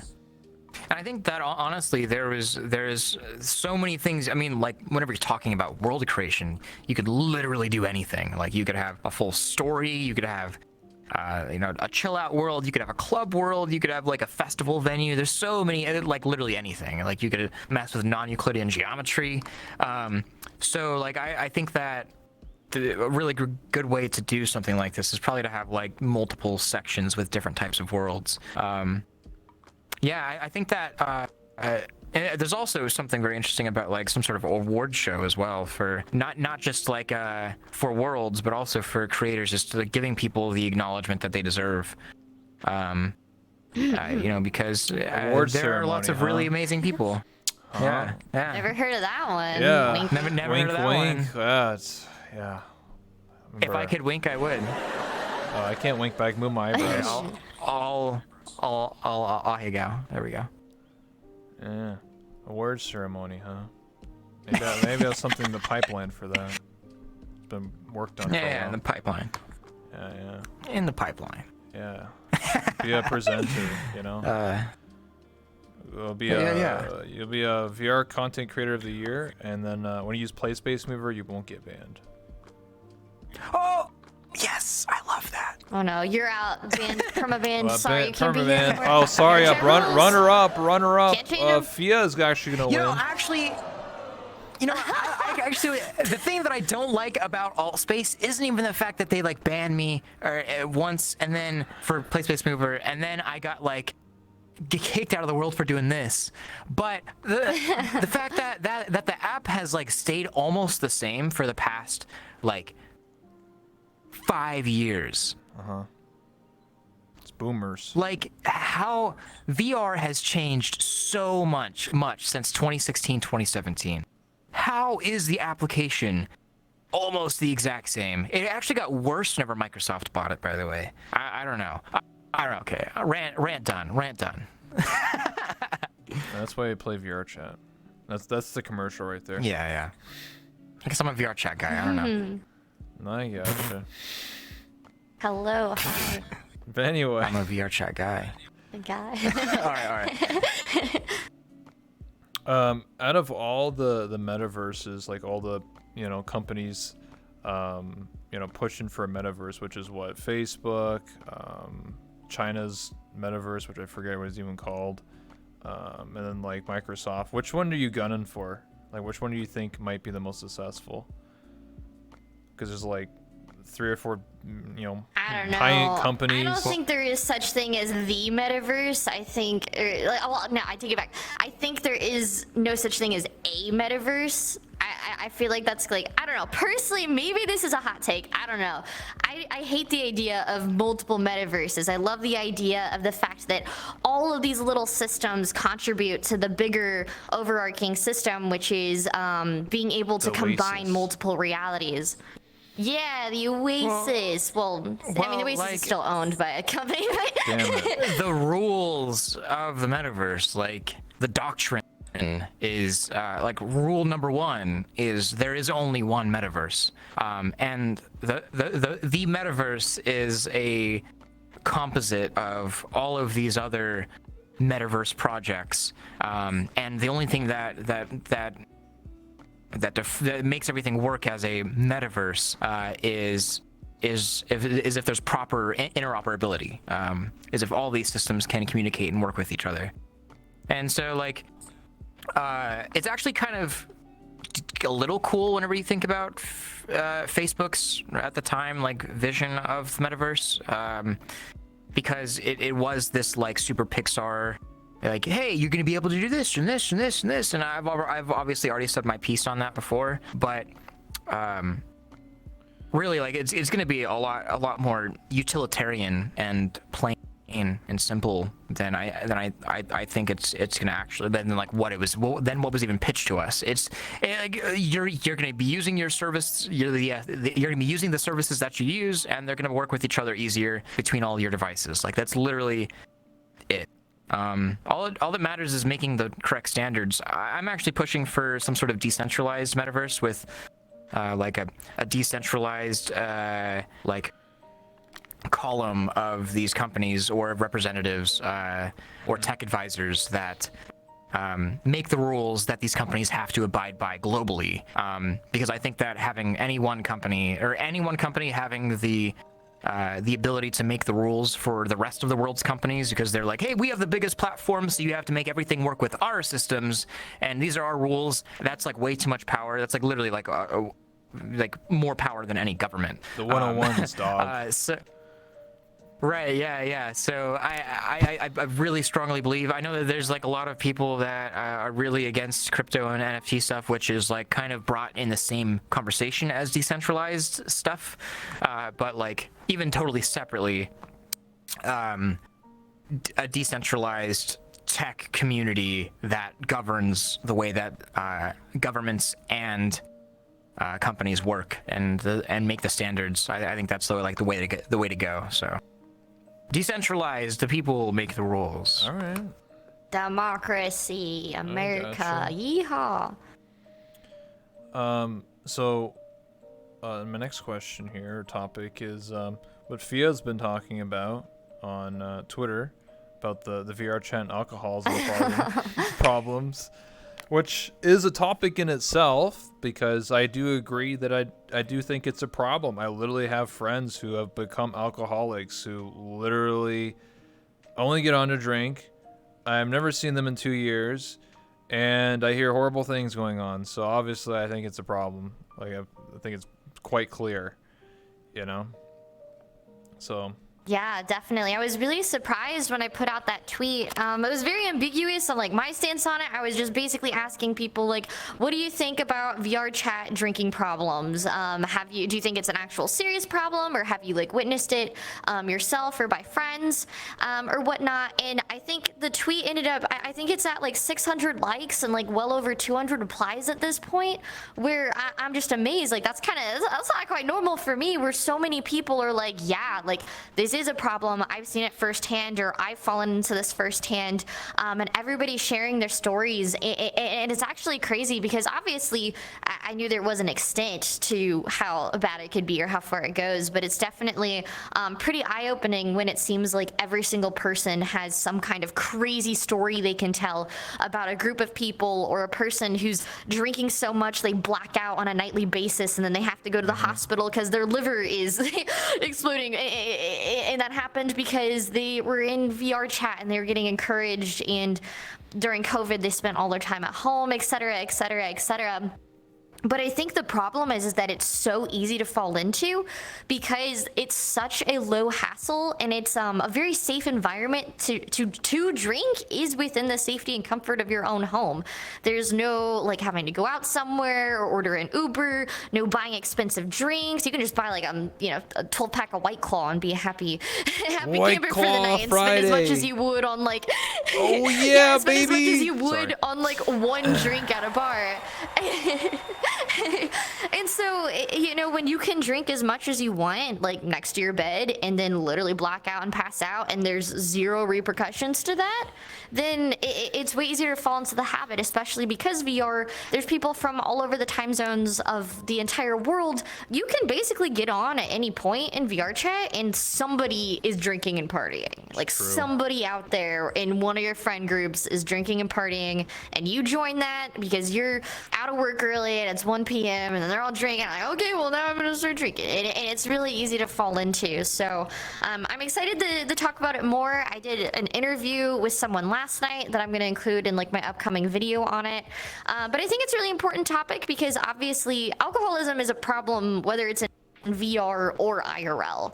But I think the way that people are experiencing it as a problem is a lot different within the VR atmosphere. So I really hope that I can kind of spread awareness for how that happens, why it happens, how you can be conscious of it. Because I love drinking. I had my 21st birthday in Vrchat because it was during COVID. It was amazing. But obviously, being well informed and knowing how to be cautious and take care of yourselves, pick the right friends, and all of that, it's slightly different when you're in VR. Oh, absolutely, yeah. Like, I think anybody that if anyone's ever drank in Vrchat, you would know that when you drink in VR, you don't feel it until you take off the headset. So I think that adds to it. So it hits like a truck. So obviously, you drink a bunch and you're like, I'm totally fine. Take off headset. Oh fuck! And you're just like immediately like fall over and be like, oh, what the hell? I'm that drunk? What the hell? Because obviously in VR, there's no depth perception. For those who don't know, when you're in VR, it may look like, that person's 50 feet away, but really they're not, because it's the fake reality of VR, and headsets are just getting like depth perception added, which is the new video you posted about like the holographic holo. Yeah, holographic displays. Yeah, so that's not a thing yet. So when you get a headset, usually the image is flat, so your brain just thinks they're like an inch from your eye, when obviously in VR it's not, but it tricks your brain. So then when you take off the headset, you're like, oh fuck, I'm drunk. But when those new headsets come out, I guess you will feel drunk. you will feel drunk, in real time. But yeah, anyway, back to I actually... Go ahead. I actually had a problem with drinking in VR for a while, and I wouldn't even say it's necessarily related to like straight up alcoholism or like oh man, I need to feel drunk. But it's like liquid immersion enhancer.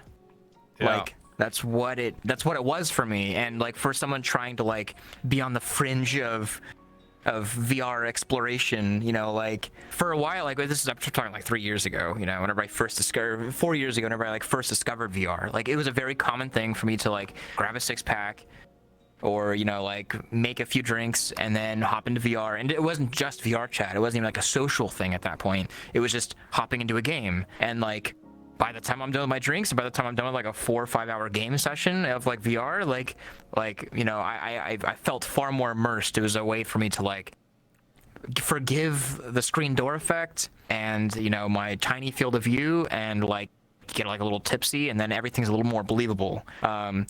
And I think that is no different from a lot of people's things with VR as well. Even if that's not a primary focus, where it's like it literally is like a liquid immersion enhancer.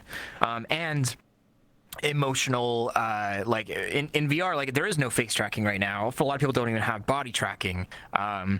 And there's no eye tracking and stuff, so like a lot of what people have to go off of is your personality. How outgoing can you be? How boisterous can I be, right? How funny can I be?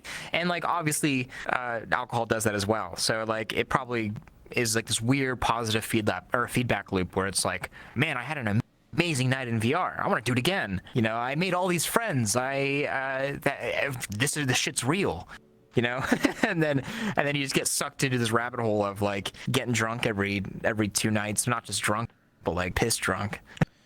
Yeah, I know quite a few people who are very shy and have a lot of anxiety, so they'll drink to sort of get over that anxiety and then like be that party animal, and then when they're not drinking, they're like very shy and like very like reserved, so they're like, I have to drink to like make friends. So they get stuck in that loop of like, I have to keep drinking to like be cool, because if people know me when I'm sober, they'll think I'm a loser because I'm just really quiet and want head pats. But when I'm drunk, it's like, let's go, you know. So that's what everyone wants in the end. I used to feel the same. I definitely identify with that hardcore. I used to feel that way about streaming for like a period of time where it's like, man, if I don't have like a beer or two, like I'm not gonna be funny. I'm not gonna be like. Yeah, I mean, that was like a very short period of time.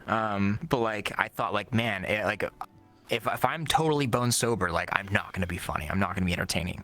And then like once you have a few streams where it's like you just don't drink a beer, and then you're like, oh, yeah, okay, well people are still there for the most part. Like, you know, definitely it's a fake thing that like manifests itself. Like, you know, you feel more outgoing because you're like drinking, and then you have a good night, and then, you know, you have a sober night, and then you're like in your head the whole time, like, oh man, I'm sober, and like I'm shy, but like it's really not. You're still the same person. Yeah. Like really. True.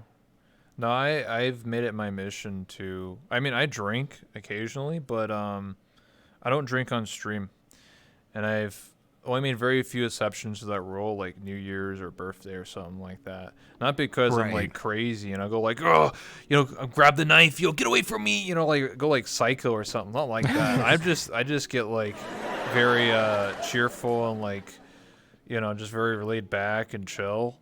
And I always feel like I don't want to make it into a habit where I have to like drink to then be funny or make friends. Right. So it's almost like I'm playing on hard mode where I'm always sober, and then I'm only drunk when I'm with friends that already know who I am, so they don't care. Right. If I like do something stupid, they're like, haha, it's funny because he's drunk. Or instead it's like, oh, we don't know this guy, but he's pretty cool and he's been drinking with us. So I basically meet people by being sober all the time, and then when I get to know them, then I drink with them. That's what I do. Yeah, no, that's a good method. That's the wise words from what I do, at least. No, for wise sure. Words from Rebel. I think it boils down to like a self-confidence thing, like for a lot of people. That's what it was for me. Which, by the way, I'm like going back all the way back to like whenever I first was streaming. I no longer have. I'm far past this problem. But yeah, whenever I first was streaming, obviously like it was terrifying. Like you're in front of like 30, 40, 50 people at a time, and like multiple days a week. I'm tired, like I've got other stuff I kind of want to do, but like also like I want to like focus on the streaming thing, and then you want to be funny, and then like you start equating like, oh, maybe I only made that joke because I was like a little tipsy, you know, and then like it's like a ball that rolls, and then I don't know, it's just like a self-confidence thing. You just got to be like, I'm me. That's right. I don't know. No, it's literally liquid courage. You don't need alcohol. It's literally liquid courage. Liquid courage and liquid immersion. Yeah, that's right. I mean, there's too many times hundreds of times I met someone that was like very shy, and then they drink, and that's the only time they'll talk. Like they'll be a mute, but when they're drunk, they'll start talking because they feel more confident in themselves. Right. Like their charisma just exploded. For sure. I mean, I know I'm definitely quite a bit quieter, like in like a normal social environment. Like I'm quieter whenever I like haven't drinking at all or like whatever. But usually like that's kind of because like whenever you're like the one sober person out of like a giant room of people that are all like drinking and partying and stuff like that, it does have a weird feeling. Which is one thing that I think is like possibly maybe like your video can help inspire is. Have like more like cool sober spaces where people can party and enjoy music and stuff like that, and it's like Yeah. which I don't think the VR community is like mean about people that are drinking water. Like water shots is a very normal thing. That's never been looked down upon, but like making that Definitely even more not normal. mean, but it's definitely. I feel like a lot of the culture is just like drink with us, cheers, cheers, and so I think that's where a lot of people start feeling the pressure from. But realistically, like if you like tell someone like, dude, like I can't drink, I just need water, then yeah, I mean, it's not like everyone's just a straight up like an asshole. It's not like everyone's the detective and they're like, wait, you haven't been drinking for the last 2 hours. I'm tipsy and falling over. Send me a picture. Send me a picture Where's your now. booze? That's the I truth. have never just take water shots and they won't even know you're drinking water. Everybody else is drunk and I'm sober, so fooled you all. I'll remember the stories. I'll remember when Billy did that thing. Haha, he'll never know. But I'm sober the entire Honestly, it time. might even be more entertaining for you, just like taking in all the ridiculousness, but being completely coherent for it all. I think that's fine. The only problem I would have with that is if you're encouraging others to drink when you're not actually drinking. That's where it can get dangerous. Yeah. Come on, guys, take 5 shots. Like me. Do. Ah, look, I'm fine. my Everybody God, else. that's so bad. I'm like, they're like dying. no. I'm like, yeah, that's the only time I can think where that's fucked up. But, you know, if you're not encouraging. I think that's another thing too is the amounts of alcohol that are consumed a lot of times on like a normal Vrchat night, like can be crazy for some people. Like if you go to a bar, we were talking about this. Remember, you were talking about your video. Like if you go to a bar, like imagine going up to the bartender for yourself like 12 times. Yeah. Like 12 drinks individually. First of all, you're gonna have one hell of a tab. Like, you know, your tab's gonna be crazy. But like, I don't think that a bartender would even, especially if you're acting drunk, would let you go up 12 times. Like, you know what I mean? And so like in in like physical reality party environments, like there's kind of this natural thing that holds you back a little bit. I guess the only exception would be like house parties. But then like you hop into VR and then you just go buy a 12 pack for $17 and then it's gone. Like it could be gone and you know, and you don't even notice it. And then, but that's a lot of alcohol to go down someone's gullet.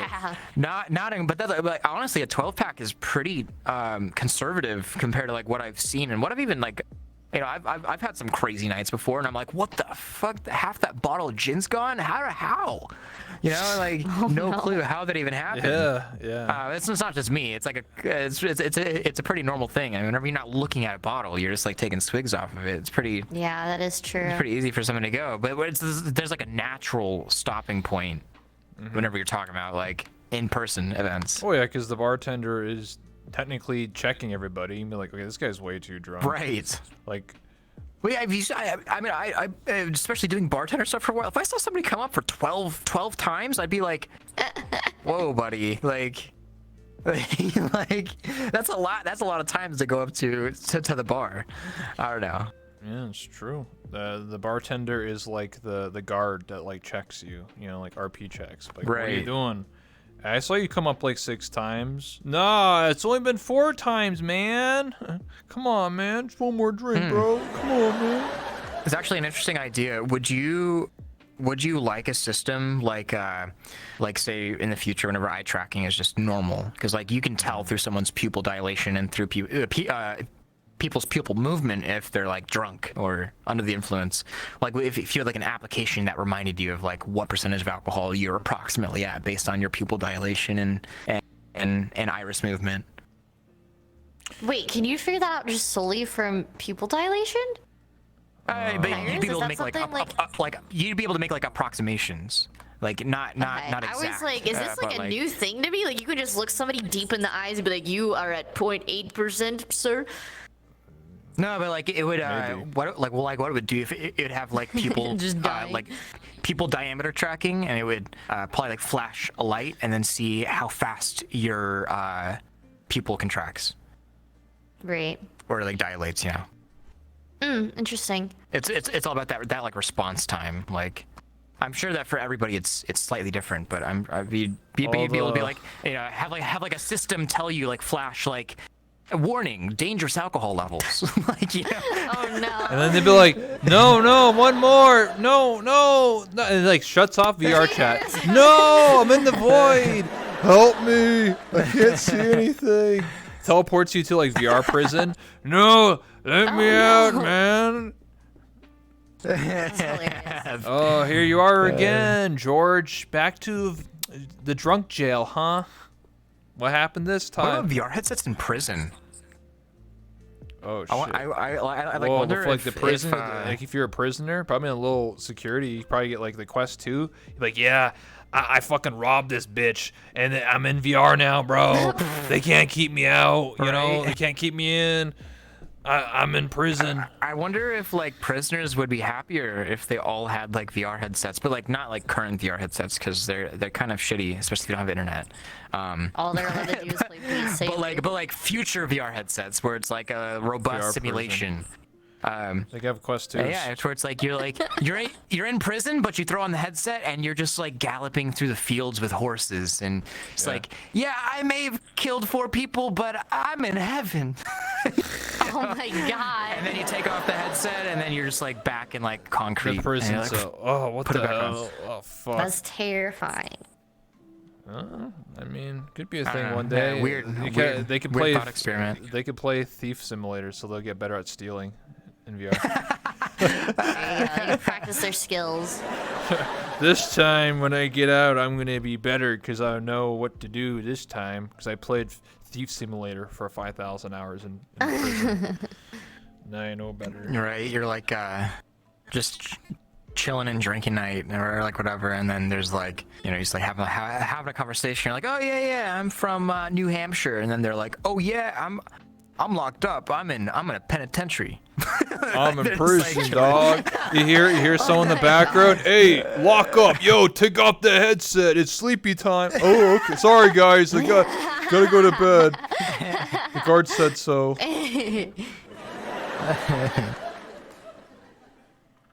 Yeah. Can you imagine some prisoner having a head pat session? You're just head patting someone, and then they're like, "Yeah, I'm in prison."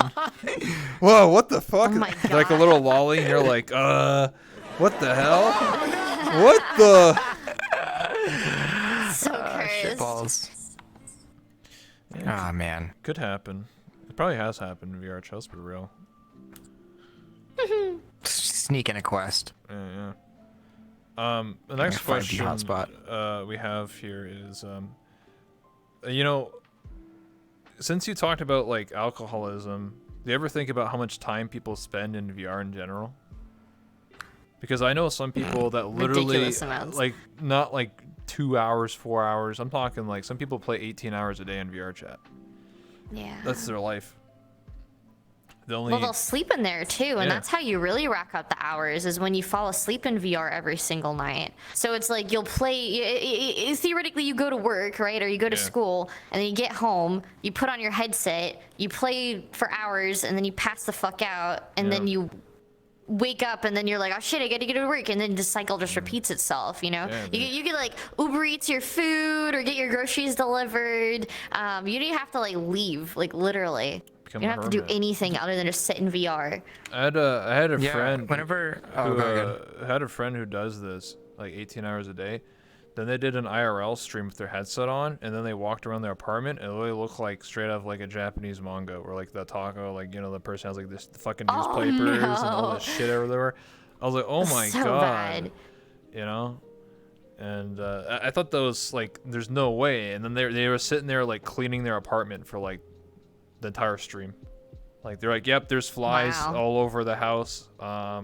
Ew. They're like, chat, yo, what can I do to fix these? Yo, what can I do this? How can I fix this problem? Or like, hey, chat, let's cook something together. And then it gets burnt, and they're like, no, I can't eat tonight. Fuck. You know, I was like, this is too real. This is like IRL simulator, dude. What the hell's going on here? But yeah, some people. Yeah, I Go ahead. whenever I first went full time, like with content creation, like for like VR was everything. Like that was what I had chosen as like my entire life. So I fully fell down the rabbit hole, like the Vrchat rabbit hole. I was in Vrchat, like I was sleeping in Vrchat. I was spending all my time, like literally all my time. The only time I was out of VRChat was maybe like in the morning, or like, you know, making food, getting food, going to the bathroom, stuff like that. It was like a 15-16 hour a day thing for a few months. And the thing is, it's really easy to do that. Like it's actually easier than it sounds. Like I know like even to me right now, like it seems like that would be impossible. You know, just like the way I like live my life. But yeah, especially if you're in like certain circumstances, it's really easy to get lost down the VRChat rabbit hole. Yeah. But it's also I was very happy. It's not like it was a depressing, sad time in my life. I look back very fondly in those months where it's like I was living in VR. Like that was my entire reality. I didn't go outside for like 2 weeks, you know, 3 weeks at a time. Like, you know, like whatever. I look back very fondly on it, and as long as the people are like enjoying their life, then like cool, great for them. And I think that period was monumental for me personally, like seeing the amount of importance and the possibilities that are like how bad VR is, but then how many boxes it ticked for like socially tick, you know, like I could work out, okay, physical activity tick, money, oh well, I'm making money off VR content, it's my whole job, tick. Like it satisfies everything that you need except for shitting and eating and reproducing. So like it was very good. I think it was a good moment, and I don't think it's bad or sad at all. I don't encourage it, because I think you have to be in a very specific world and life experience or life period to like actually do that, to give your life up to VR. But I don't know, I think it's kind of cool. It's super futurist. If you're able to support yourself, eat, do all your stuff, and you're happy, then like cool. Yeah, that's really where the only problem comes into, in my opinion, is when it's like true escapism and people. Oh, sorry, I stole your cup. People like sorry, I keep stealing it. I just really want the coffee. I just really want the coffee. But people will honestly be in like straight up denial about their real life circumstances, because for whatever reason that might be, is maybe they have family issues, or they're unemployed and can't find a job, and they're demotivated, depressed, or whatever, and then they use VRChat as a crutch, and it's kind of like they get deeper and deeper into it, to where they start neglecting their IRL responsibilities, or even their physical health as well. I've definitely seen that happen. But when you're using VR because it's a life enhancer, like it genuinely makes your life better and more fun, rather than using it as a crutch, then I think that's where kind of the hard line comes into, at least from my own perspective. Yeah, but this is nothing new. Like, people have been no-lifing World of Warcraft for the past, like 17 years, definitely. 18 years? Yep. And that's not just World of Warcraft. Like, that's just one example. There's multiple examples. Yeah, and so it's really not... yes, if you completely neglect your physical life and you let yourself get, like, very obese or out of shape, or, like, you're disabling yourself essentially because of your commitment to virtual reality, or you're like letting your living conditions go to shit, or like or you're like living in your grandparents' basement because you are making no money. Yeah. Like, of course those are problems, but like the way to do it right and sustainably is to have some sort of balance with your physical life. You take care of your physical needs, like, you know, get a little bit of physical activity. Luckily, VR doesn't have to all just be sitting down. Like, you can move around, play some Beat Saber for every morning. Like, that's what I was doing. I'd wake up, play Beat Saber for like an hour. I'd get my sweat going, take a shower, and then I'd be in Vrchat all day, and then I'd stream. I'd go edit a video. That's the time also that I was spending outside of Vrchat. But yeah, if you can make money, take care of your physical needs, and then your family doesn't think that you're dead, like, great.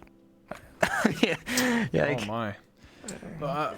You know, I'm thinking, what if it was a social experiment where you were streaming for like 24 hours or like 3 days? You ever watch Germa 985 and he was doing the dollhouse thing? Like the dollhouse. Oh, I love the dollhouse. But you stream. did I that. watched all of that. But you did that in Vrchat, where like you're in the house and then the chat decides like, oh, now I have a couch, or now I have like a marker, and you're like, oh my god, I have a marker, and you can like finally draw things. You're like, and then That's fantastic. And then they could remove things, so they'd be like, oh, 10 gifted subs, that marker.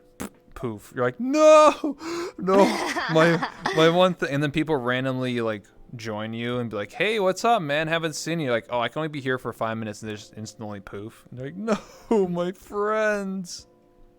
I really like this idea, Rebel. I really like this idea. Well, I'd love to recreate this. It sounds so amazing. I've seen a It actually really does sound great. I've seen a dumbed down version of this years ago. So back in the day, a couple of friends of mine, this is like 3 or 4 years ago, one of my friends was sitting in a padded cell for 24 hours in VRChat, where it's just a white cell, and they sat there for 24 hours and streamed, and then people would visit them, but they would spawn outside the cell and look for like a really tiny little window at them, and be like, hey, how you doing? They're like, I'm stuck in here, man.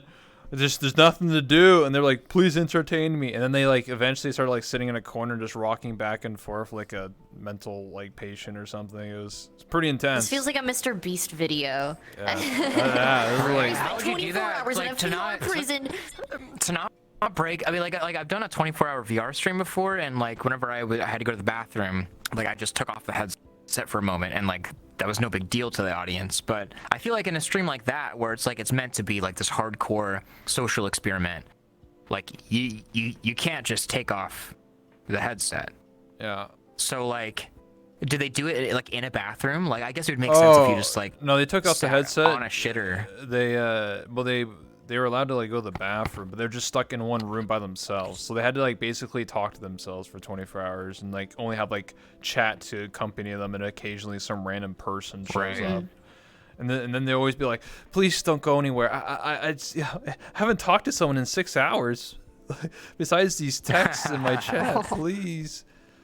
Or another instance of it was I was part of a Twitch team, Midnight Central, and they did the 24-hour Midnight Showdown, where they went to the cupboard map, and there was like a dozen of them, basically streamers and stuff like personalities, and it's like almost like Big Brother, like they were stuck in this like one map, and then every 2 hours they had to do a random challenge of like do random things, and if you lost the challenge, you had to sit in the Carlton room and then listen to like dana for like 2 hours, and then like whenever someone went out, they would just dana, and they would just keep like reenacting the dance, like they were going mental. And then there's also in the map there's like a jail cell, and then they're only confined to the jail cell if they like really screwed up a challenge. And they're like yeah, you gotta spend in jail here for 4 hours, and they're like just like literally going insane because of no sleep, being hungry, and then stuck in VR. So like they were like going mental, like they were streaming the whole thing. It was quite interesting to see people slowly Sounds like great, hilarious content that I would never want to do myself. Yeah, and they slowly devolved into insanity. It was it's an interesting experience to see someone do something like that. But I think the more fun version would be the Germa house, where you like build a house and then like chat could like vote on things they give you or take away. You know, I think that'd be Yeah, you could like, totally incorporate that with my like cogs are avatar definitely shit, too. spinning. I'm thinking about that concept. I'm like, that sounds like so much fun. So fun. Yeah, and then people. Mental trauma equals content.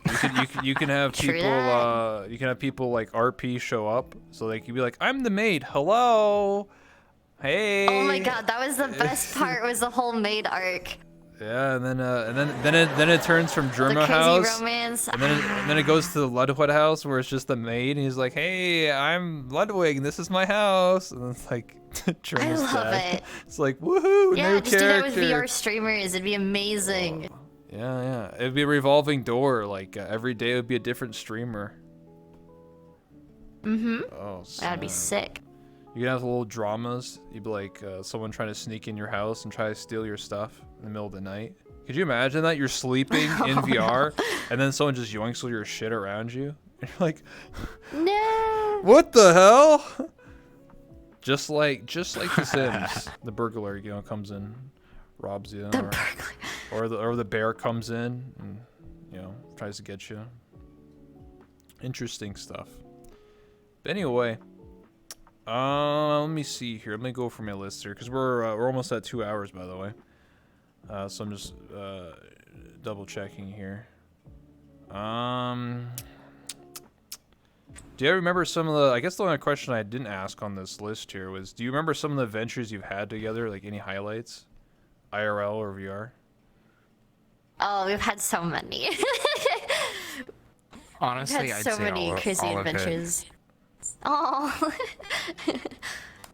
I mean, basically every day we do something fun or crazy, at least in some like aspect. It definitely feels like every day is its own adventure, but we have definitely done some crazy stuff. I mean, it seems like all the time we've just been traveling, and when we're not traveling, we're like going mentally insane together and having mental breakdowns, which is really romantic. Just saying, if you both have a mental breakdown together, which is great. But I mean, one of the things we just did was we went to Finland together to the Vario HQ. And so we're always getting like fun little experiences out and about like that. So I don't know. That's kind of my summary. No, for sure. It's very lonely in the VR content creation spectrum, honestly, in content creation in general. And so having someone around that, like, whether it's VR or IRL, that understands like the stress and anxiety of like, fuck, I just worked 20 hours on a video and it's the worst, and it's performing the worst. It's like a video's done in a year. You know what I mean? Like nobody gets that. Most people would be like, oh yeah, just take a break. It's okay. It'll be all right. It's like, no, it's not okay. It's not. Just take a break. Oh, so that's been great, but also like people that get VR at the same level as you is like awesome. So normally, also like the huge thing is the production quality jump in my videos and your videos as well. Because like whenever I've been uniquely fortunate to like be able to go to a few events even during like COVID time. Like I went to Reno and then a few other things. But like every single time I was shooting a video for like different companies or people, like it was me with a tripod, like sprinting around. I got a couple cameras and like setting up audio, and like I'm like doing like 5 people's jobs. So whenever we go to these events like CES or AWE next week, or like the Shelter event or Vario, having somebody to no questions asked, understand what you want, what you need, and have a camera, and then we swap and do the demos. It works out really well.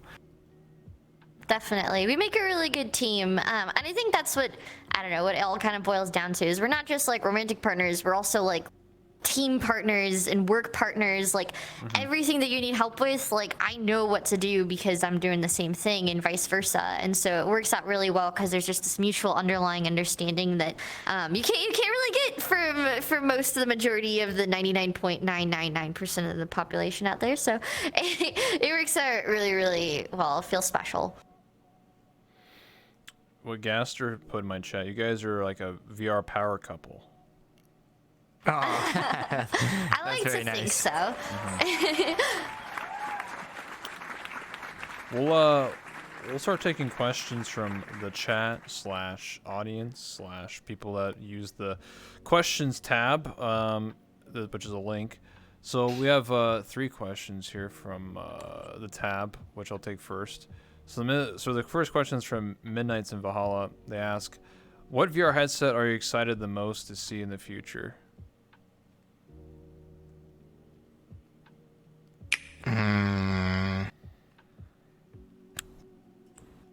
whichever one is good. No, I feel like I'm like unironically really excited for the Cambria. even if it's pixelated. Pixelated. Oh. Yeah, I'm actually really excited about the Cambria for. I really want face tracking and eye tracking to be an industry standard, no questions asked. Yeah. I'm actually gonna be sad whenever I get rid of my index, but like I'm ready. I'm ready for it to go. So probably right now Cambria, but the Cambria is just like a placeholder until we get something that's not meta. Index 2 with face tracking. Come on, Gaben. Basically. Yeah, God, Deckard. can you imagine?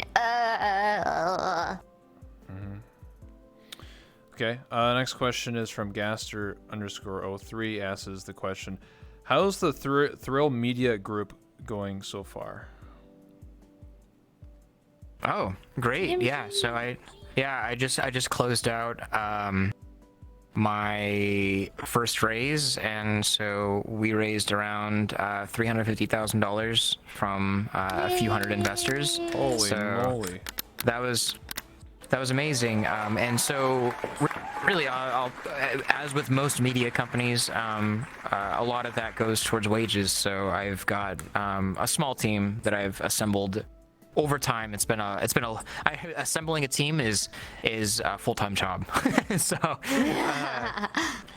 but yeah, so I've been assembling my team. I've got a great COO. He's helping me out with basic operations. And we've got our first. Yeah, I've also got a great couple of editors, which I still do most of the editing on my channel, but being able to hand somebody a formulaic style video like Tuesday Newsday to where they can help me edit that while I focus on my flashier, pretty videos has been helping out a lot. But really, I don't think that we're going to really see the huge benefits of TMG for my channel and for what I'm trying to do for the basic VR community for probably the next like 2-3 months. And then once it kicks in, I think everybody will see very clearly. We actually got our first big bid from a company, XLab, to do a giant raise for their upcoming beta, or not raise, but a giant ad spend, basically. So Yeah. that's like one segment of TMG is my agency side of things. So yeah, so very excited. It's pretty much like a beta for my company to see how the whole agency thing exactly works out, and getting all of our, because like once you do it once, then you're able to do it for many companies. You just have to get the legal done first. Essentially. Oh, there's a lot of you. Oh snap! We just got raided. That's okay. I Machish. can handle all of you at once. Hell yeah! Come Oh, through, hello, Raid. Raid. Hello, Raiders. Hello, Raid. How are you? Oh, hi, Raiders. Sweet. Nice to see you. We're for those who are just tuning in Oh, from my this leg. raid. Do I? You died, my Oh leg. no! I'm stuck forever in this position because my tracker just died. No. For those who don't know who this Oh is, no! I this should is have plugged them in. ThrillSeeker. I always plug in your and trackers when you Phia. forget. So that's what I'm interviewing Hello, today. I'm ThrillSeeker. Nice to meet you. Yes. Nice to meet you guys. If you want all your VR Oh. news, check out Thrill and Phia on YouTube, and you'll figure out real soon what the best headset and all the VR technology stuff to follow. So, also you can use the command !gas goes to their Twitch. So, hit that follow button if you like this. Actually, I have a ahead. question for you, Me? Rebel. Okay, So go ahead. I've been thinking very massively. I want your opinion on something. So you, I don't expect people to like consistently watch my videos, but you do actually consistently watch like Tuesday Newsday. You've proven it with the way that you've talked about it, and that means a lot to me, by the way. I do Like my a research. lot. But what do you think about moving? Because obviously, like I've got my content that I like making, which is like my XR3 video and like my catwalk video and like my hardware reviews and like my more deep dives on like Bone Lab, for example. But then there's Tuesday Newsday, and that's a totally different feeling. And it kind of prohibits me from from like truly diving into like more of what I like to make. What do you think about bringing Tuesday Newsday to its own channel, like a whole news channel that's dedicated to VR news, and it's not just one day a week, multiple days a week? I think that's fine. To where like it's like one channel that you need to follow, and it's like it's good to go, but like to where Tuesday Newsday would no longer be on ThrillSeeker. I'm fine with that, because then I know that that channel is specifically just for news about VR technology, and Right. then you can focus on your main channel with, you know, your own personal reviews Like on my favorite videos. Yeah. Right. Cool. Yeah. I'm totally fine with that. I don't think anyone should have any issues, because I think a lot of YouTubers run into that issue where they'll have a main channel and then it has like 10 different types of content on it. Like, oh, this Monday I do this, Fridays I do a podcast, Tuesdays I do this, and like do Let's Play. It's it like gets chaotic. what's happening? It's because then you get this like inconsistency where like you'll see a lot of people only watch for Tuesdays and nobody cares about anything else you're doing, and you're like, what the heck? So if you separate your channels into a very specific type of thing, I think that's totally fine. I don't think there should be any issues with it, because now people will go, okay, so that channel's specifically just for news, and so I know whenever I see the ping and the notification, that's for news. Now when I go to your main, now I know it's like it's for Thrill doing his things and doing whatever he wants and stuff. So I have no issues with that. For sure. Hell yeah. Yeah. I encourage it. I think separating your content to specific things is, it's fine with me. It just makes sense, like categorizing, right? Like, think of like your desktop where it has a bunch of shit on it, and you're like, what am I looking at? Because that's like, you know, because people get lazy and put a bunch of stuff on their desktop and they don't know what the hell they're looking at. Well, if you organize everything to folders in this case being channels, then it makes more sense to be a little more organized. Yeah, of course. So I think that's fine. What do you think, chat? Yeah. You think that's fine? I think it is. While we wait for chat to answer that question, Chilled asked the questions: how would you say VR in the spectrum of relationships? What would you say the VR in the spectrum of relationships, health in VR affects long distance relationships in VR chat? Well, funnily, We've both been in long distance relationships in VR. So, Yes. yeah, I don't know. If you want to go first, you can definitely go. No, you can go. It's fine. I think that long distance relationships in VR are very fun, like very fun. I think that like just like with typical VR stuff, it hits a lot of the boxes, but not all of them. But like I don't know. I've had a couple relationships that were VR only. One of them transitioned from VR to IRL. And frankly, our relationship was better whenever it was just in VR. But I think that. Oh man. I could have said a really fucked up joke. I could have been like, yeah, it's better because they're hot anime girls. Oh no. And you see her in IRL and you're like, oh god, put the headset back on. No. This is bad. Right. That's funny. Anyway, go on. No, I think it could be funny, like plenty fine. I don't know. You can bounce off that if you want. Yeah, no, I mean, long distance relationships are really, really difficult. Yeah, I mean, like you said, we both have experience with having VR online relationships. But what I think is really special about VR is obviously that like spatial presence that you have, and like the directional audio and all of that. Because when you're in a long distance relationship, I feel like it's so easy for the relationship to get stale. Like no matter how much you like each other, you're kind of limited on what you can do. You can maybe FaceTime when you're like out and about, or you just like video call and watch Netflix, or you play games together, right? You can't really go on many more adventures than that. It's quite limiting. And so I think VR really opens up the door on a lot of potential. So I'm actually working on a video right now that I'm hopefully going to post on Saturday, that's about this like VR dating app where it's basically like Tinder but for VR users, and it's called Never Met. And I had one of our friends actually download the app and find like a match of someone who's also a VR player, had no idea what each other looked like. All they knew was like their interests and their avatars. And so then they met up in VR and had this like first date. And so they let me come in and since I filmed the video and get like a few shots of them playing like mini golf and stuff. But it was really interesting to see the parallels between my experiences going on like a Tinder date, for example, versus the idea of going on a first date in VR and watching the similarities similarities between that, where they're actually walking around and hitting a little golf ball and having tons of fun in this physical way that you could never do playing like walkabout golf on your desktop. You know what I mean? It just doesn't hit the same. And so I think there's something really special to be explored there. And if you have a partner you already lived with, let's say they had to go move somewhere for whatever reason and you're apart for a certain period of time, using VR as a way to cope with that is also really powerful. So I think there's a lot there. Mm-hmm.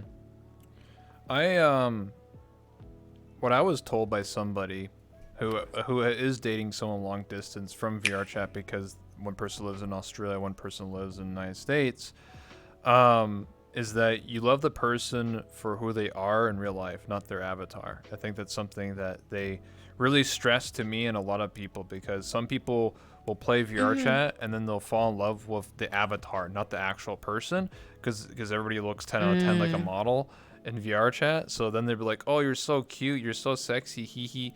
Then they'll like, you know, FaceTime each other and be like, why you look like an ogre? Like, what the f like, oh god. Oh no. You mean Rebel, you're not an anime girl with the voluptuous features IRL? What do you mean? I had someone cosplay. I'm so disappointed. You're a fake. No, I am unsubscribing. Please. Hey, Rebel doesn't actually have big ass titties. I'm out. Yeah, what the fuck? Well, I had someone cosplay as me and I actually like look like my character, so I could just say that's me, smile, nudge nudge, winky face. But I wouldn't do that. That's fucked up. That's fucked up. That's fucked up. That's fucked up to do. But catfishing. Nah, catfishing's not bad. What are you talking about? I spent $5,000 to meet you, and you're actually just some dude. What the? Wait, that makes it better. Whoa! Oh no! The plot twist. Oh. But anyway, like I was saying, I definitely think as long as you're dating the person for who they really are, not for what they pretend to be or something like. Because some people, you know, will act like that shy, quirky person in VR, but then you get to actually know them. They're like the totally opposite, or you know, because there has to be a physical attraction. You can't just be like, wow, you look really cute. Because like some people, as a man myself, and you know, I love women, so. You know, obviously, you know, when you look in Vrchat, everyone looks like some hot anime bitches, and you're like, damn. Makes sense. Checks out. out. And then you, you know, you hang out with them, and then you slowly realize their personality, and they're like, whoa, this person's weird, and you're like, whoa, just dodged a bullet there, you know? Because I feel like some people, like, imagine if in real life everybody looked like a supermodel, guy or girl. Like that might change the perception. That's how Vrchat is for someone that's potentially dating, is that like the physical appearance is taken away and replaced by like a perfect image, and then now you have to kind of get to know the person behind that avatar, behind that sort of facade. And for some people that's fine and they can work it out, but some people do fall into that trap, because like I've had friends where they dated someone, and then that someone was like, hey, can I have access to your Vrchat account? Yeah, sure, why not? And then this girl went on his account and then deleted every other girl off his friends list because she was insecure. Oh my god! Yeah, and then that'll definitely make him want to stay with you, honey. Yeah, definitely. absolutely. Yeah. And then he had no friends that weren't girls because she was insecure, because she didn't want him to talk to other girls. And then they broke up, and then she made some vicious rumors about how like he was like abusive and all this stuff. And then he has zero. He has no girls on his friends list, and now he has no guys. So he has 0 friends now because he let this girl control his life in Vrchat. He had to make a whole new account to assume a new identity. You know, and make new friends, because like that account was tainted. Jesus. You know? Scandalous. That's right. Fuck that, dude. Yeah, so you can't. Don't let people walk on you. Yeah. Jesus Christ. That's just an example. It's always terrifying. Is like rumors about stuff that are literally non-existent. So terrifying. Especially like a content creator idea. God. Even if like something is unsubstantiated, completely false and fake, and then but like people come across it once and they're like, you know, real. If they've only heard good things about you, and then they see even like a small rumor about something, then it's like tainted. Like, Right. Thrill did Well, what? here's the thing too, is I feel like I know, right? people have this habit of like whatever is the first thing that they're exposed to in a situation like that is the thing that they end up believing. So if they see Yeah. something Right. like on the internet, then they'll believe what that person says. But then like if you have like two friends fighting, it's like the first one that comes to you is probably the one that you're gonna side with versus like if the second one came to you first with their side of the story, you probably would have sided with them just depending on the circumstances. So I feel like there's so much context that goes on, and it can be kind of worrying when you're, you know, kind of on the line there. So I don't know. Exactly. Oh, okay, never mind. We'll be wrapping up here soon, just to let you know. So, Okay, cool. All right. Yeah, all my stuff's dying. yeah, you're slowly. Yeah, your stuff's dying. I need to film a video. Yep. So the question we have here is question for all Phia and Thrill. Thoughts on the Premax 12K? What's your just general opinions about it? Pimax doesn't work 12K. for me. Pimax, Well, I'm one of the. This is a totally different lens system. Totally different lens system. They're using Pimax the- rubs me the wrong way because of that. I'm not gonna lie. No. I mean, it's just because they have like this really weird Fresnel lens system that's like really, it literally doesn't work for like a small percentage of people. But the Z system is only it's Fresnel on the outside and it's aspheric in the middle. So the 12K looks very, very interesting. I will have to see it. Once I see it and try it, I'll believe it. But frankly, I have not seen the unit actually work in like a live demo, and I haven't used it personally. So until I see both of those things, which Pimax did Some say bold that promises. if we get in contact with them, then we could come by and like test it out. Yeah. If I get to test it so out stay tuned, baby. and it's good, then like I'll make a stance on it. But right now, it's like I don't believe that it's gonna reach that level of usability because what they're promising. In case you aren't aware, chat, it's an XR2, so standalone capability with inside-out tracking, face tracking, eye tracking, downward-facing possible full-body tracking, full wireless through It seems unreal. full wireless 6K per eye mini LEDs or with the option of OLEDs, so you can choose. And in the center, aspheric lenses, the sides being Fresnel lenses with full PCVR compatibility and standalone, like their own store. This is a lot to promise. Yeah. And for only like $2,000, which I know that sounds like a lot to a lot of people, but like that's not actually for like what if that For all of headset that, were to, no way. yeah, if that headset were to actually launch, it would instantly become the best deal for high fidelity, wide field of view VR instantly. Like it would After doing so much VR stuff, it like puts the prices in perspective. Like you get it. You're like, oh, I see. Like there's a lot going on here for that amount of money. It makes sense. right.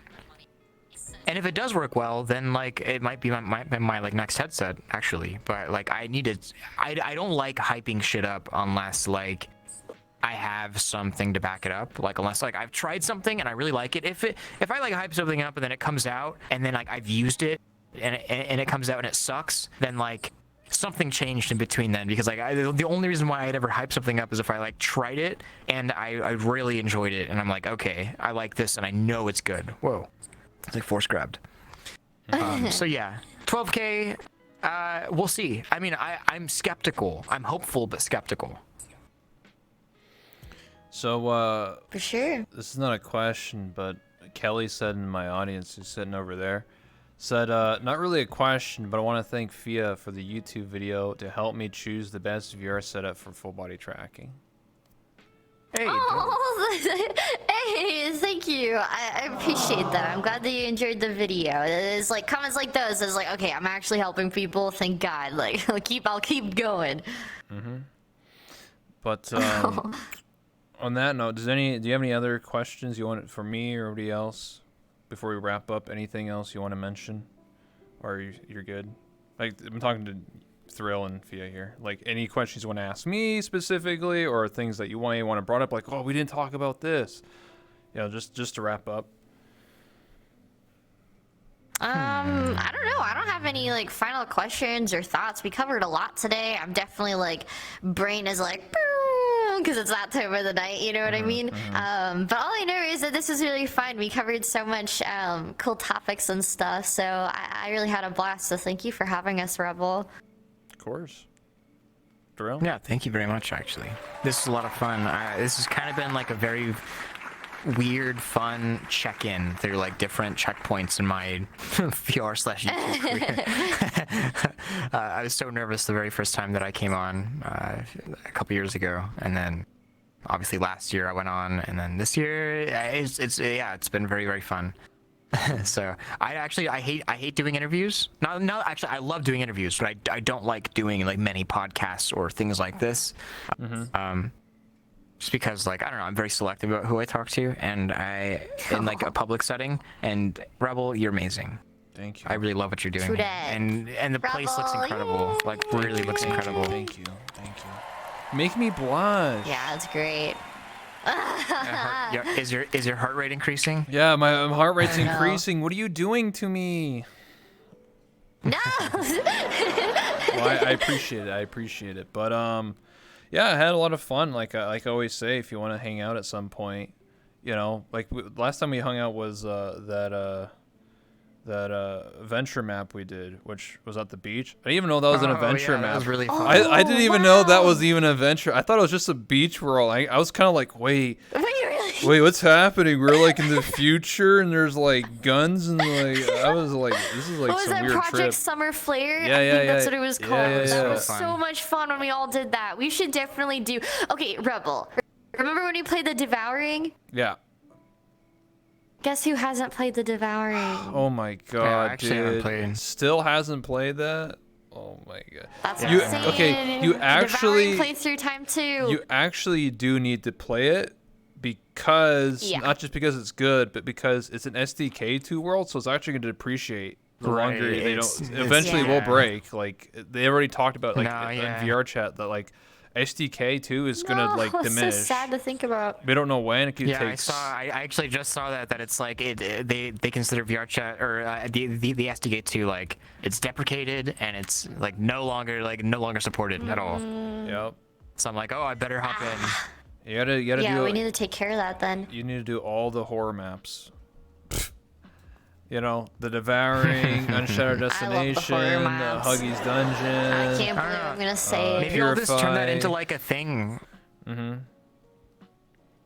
Oh, man, wanna that was do really horror weird. I together? thought I heard someone like in my office, but there's nobody here. That's really Uh-oh. creepy. It's the ghost of me. VR. It's phasmophobia. It's the goose.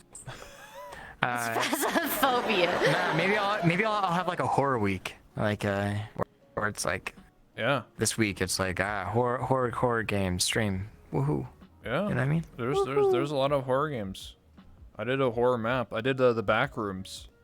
That was spooky. The problem is that like I get actually like pretty freaked out during horror. You got Phia there, protect you. Like my I like. do too, but No, that's why it's I not- like it. It's not like I get like actually. It's not like I get like actually like scared. It's more like my body just gets really tense. Like it's exhausting. Yeah. I start shaking. I start shaking so bad, and I'm like, I can't do this. And then I do it anyways, and then it's funny. So So what you're saying do- is, Yeah. you need me to be there to be your tour guide. I'll like, come on, let's go. I'll be the team leader. Yeah. I'm like, that monster ain't no bitch. Watch, I'll just start punching him in the face. Like, Were come on, you the boom, teacher boom. when we did it? You were like our Yeah. teacher, and you're like role playing. Come on, kids, get in the car. Yeah. Come When we on. did the Devouring, yeah, that's what we did. I was like, come on, kid, come on, let's go, field trip.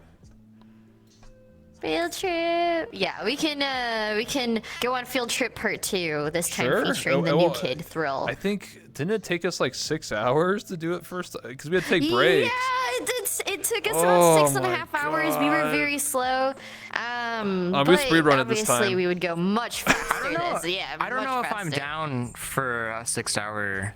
It won't take. No, it that's won't. what I'm saying. It won't. It would not take It would 6. not We've take already us. done it. It's only 2 hours and 30 minutes is all you need. Yeah. As long as you have If I'm It's there, like a one stream. Like we could knock it out in like Yeah. a slightly longer than normal stream. 1 hour or 2. It depends No, on how that's fast like I'm gonna fine with go. me. If you get stuck, I'll I just can be do it like, tomorrow. all right, speedrun. You know, some people beat Oh the yeah, whole we thing. could in- do a joint stream tomorrow. Yeah, I can do it tomorrow. Maybe. Let's do it. We'll see. You can only have 4 people, so you have to Shit. choose wisely. Yeah, choose Yeah. wisely. Hell yeah. But on that note, I will wrap up here. So I thank you again to Thrill and Phia. If you want to shout out anything you want to say, or like, hey, I'm working on that video on Saturday, please do. Whatever you want to shout out, whatever you want to do. Oh, yeah. Or you're like, hey, I'm playing Devouring tomorrow. Right after this, I'm gonna be editing a video and I'm gonna post it tomorrow. So like, check the channel, ThrillSeeker, on the YouTube, On the YouTube. and then also Saturday, Catwalk 2. Oh, Catwalk 2 video this weekend. Hey, Ooh. So. I'm interested in that. that's exciting. You gotta use the catwalk. You gotta use the oboe suit, and then you gotta use the catwalk, or sorry, like use everything in Vrchat and become the ultimate Iron Man. Sounds familiar. Yeah. My waist is breaking. You have to be the ultimate like Iron Man. Like you have all this crap on you, and then you go up to like a Just Be Club, and you're like, "Yo, I got the catwalk VR. I got 11-point Oh my tracking. I God. got the oboe. It can punch Yeah, me. go I'll feel flex it." to all the 11-year-olds and just be Yeah, club yeah, as they're that's right. screaming. Yes. Yeah, that's right. But either way, I appreciate both of you coming by. I really appreciate it. Thank you everybody for following, watching, everything like that. I'll see you guys tomorrow, because tomorrow. No, wait. What about I your didn't shout get out? the Oh shit, my bad. Yo, Phia, plug your stuff. Nobody Sorry. cares about Phia. No. Yeah, subscribe to the Virtual Reality Show. That's my YouTube channel. That's my show. On Saturday, I'm planning to get out the video about the topic that we went through pretty thoroughly, which is drinking in VR and the kind of like alcohol problem that exists in Vrchat. So look forward to that one. Yeah, Puck. follow both of them. Anyway, Puckers. I fucked up. I'm tired. But yeah, I appreciate everybody for stopping by. Tomorrow, I actually have kind of what I've showed you before this interview was a chill discussion. So I have that tomorrow at same time, 8 p.m. EST. And it's gonna be with Veronica J, Dull Dummy, and then Team F Johnny. So that's my 3 guests for tomorrow's show. And then Friday is roleplay, and then Saturday is my hangout stuff. So I have a bunch of stuff lined up for this week. I'm gonna be dead inside when it's Sunday, but hey, I mean that's my day off, so it is what it is. But I appreciate everybody for stopping by. Thanks everybody for following, subscribing, all that good stuff. Hell yeah. This VOD will be up Yeah. within a couple days. That's usually what I do. I just export it, and then hopefully I'll see these two at some other point. I don't know when. Whenever you want me. Yeah. Whenever. Thank you, Rebel. Yeah, whenever you guys want to come back or be like, hey, we're doing a horror map and we're scared. And I'm like, okay. I'll come. I'll be your teacher. You'll keep us sane. You'll keep yeah, us sane. yeah, literally. Like, I've done horror maps where I was like beating up the ghosts and demons and whatever. I know all the horror maps. I know some horror maps are like 10 minutes long or like an hour long that, aren't that long if you only want to go for 10 minutes or do like the scare zone. You ever do the scare zone? I've done a couple of them. Oh god, it's the Barney one. I don't remember Ooh. which scare zone it was, but the Barney one, I Yeah. got so freaked out that I pulled my index cable out of my computer midstream because I Oh jumped my so hard. God. So, All right, let's bring the Thrill to the Barney one. oh god, I don't want Give to me go to Barney. Barney one. I'll do anything but that. Okay. All right. All right. Anyways. Anyway, see you guys later. Press the stream outro Much button. love, y'all. Thank you, everybody. Thank you. Bye bye. We're gonna go raid somebody. Bye. Dude, I love this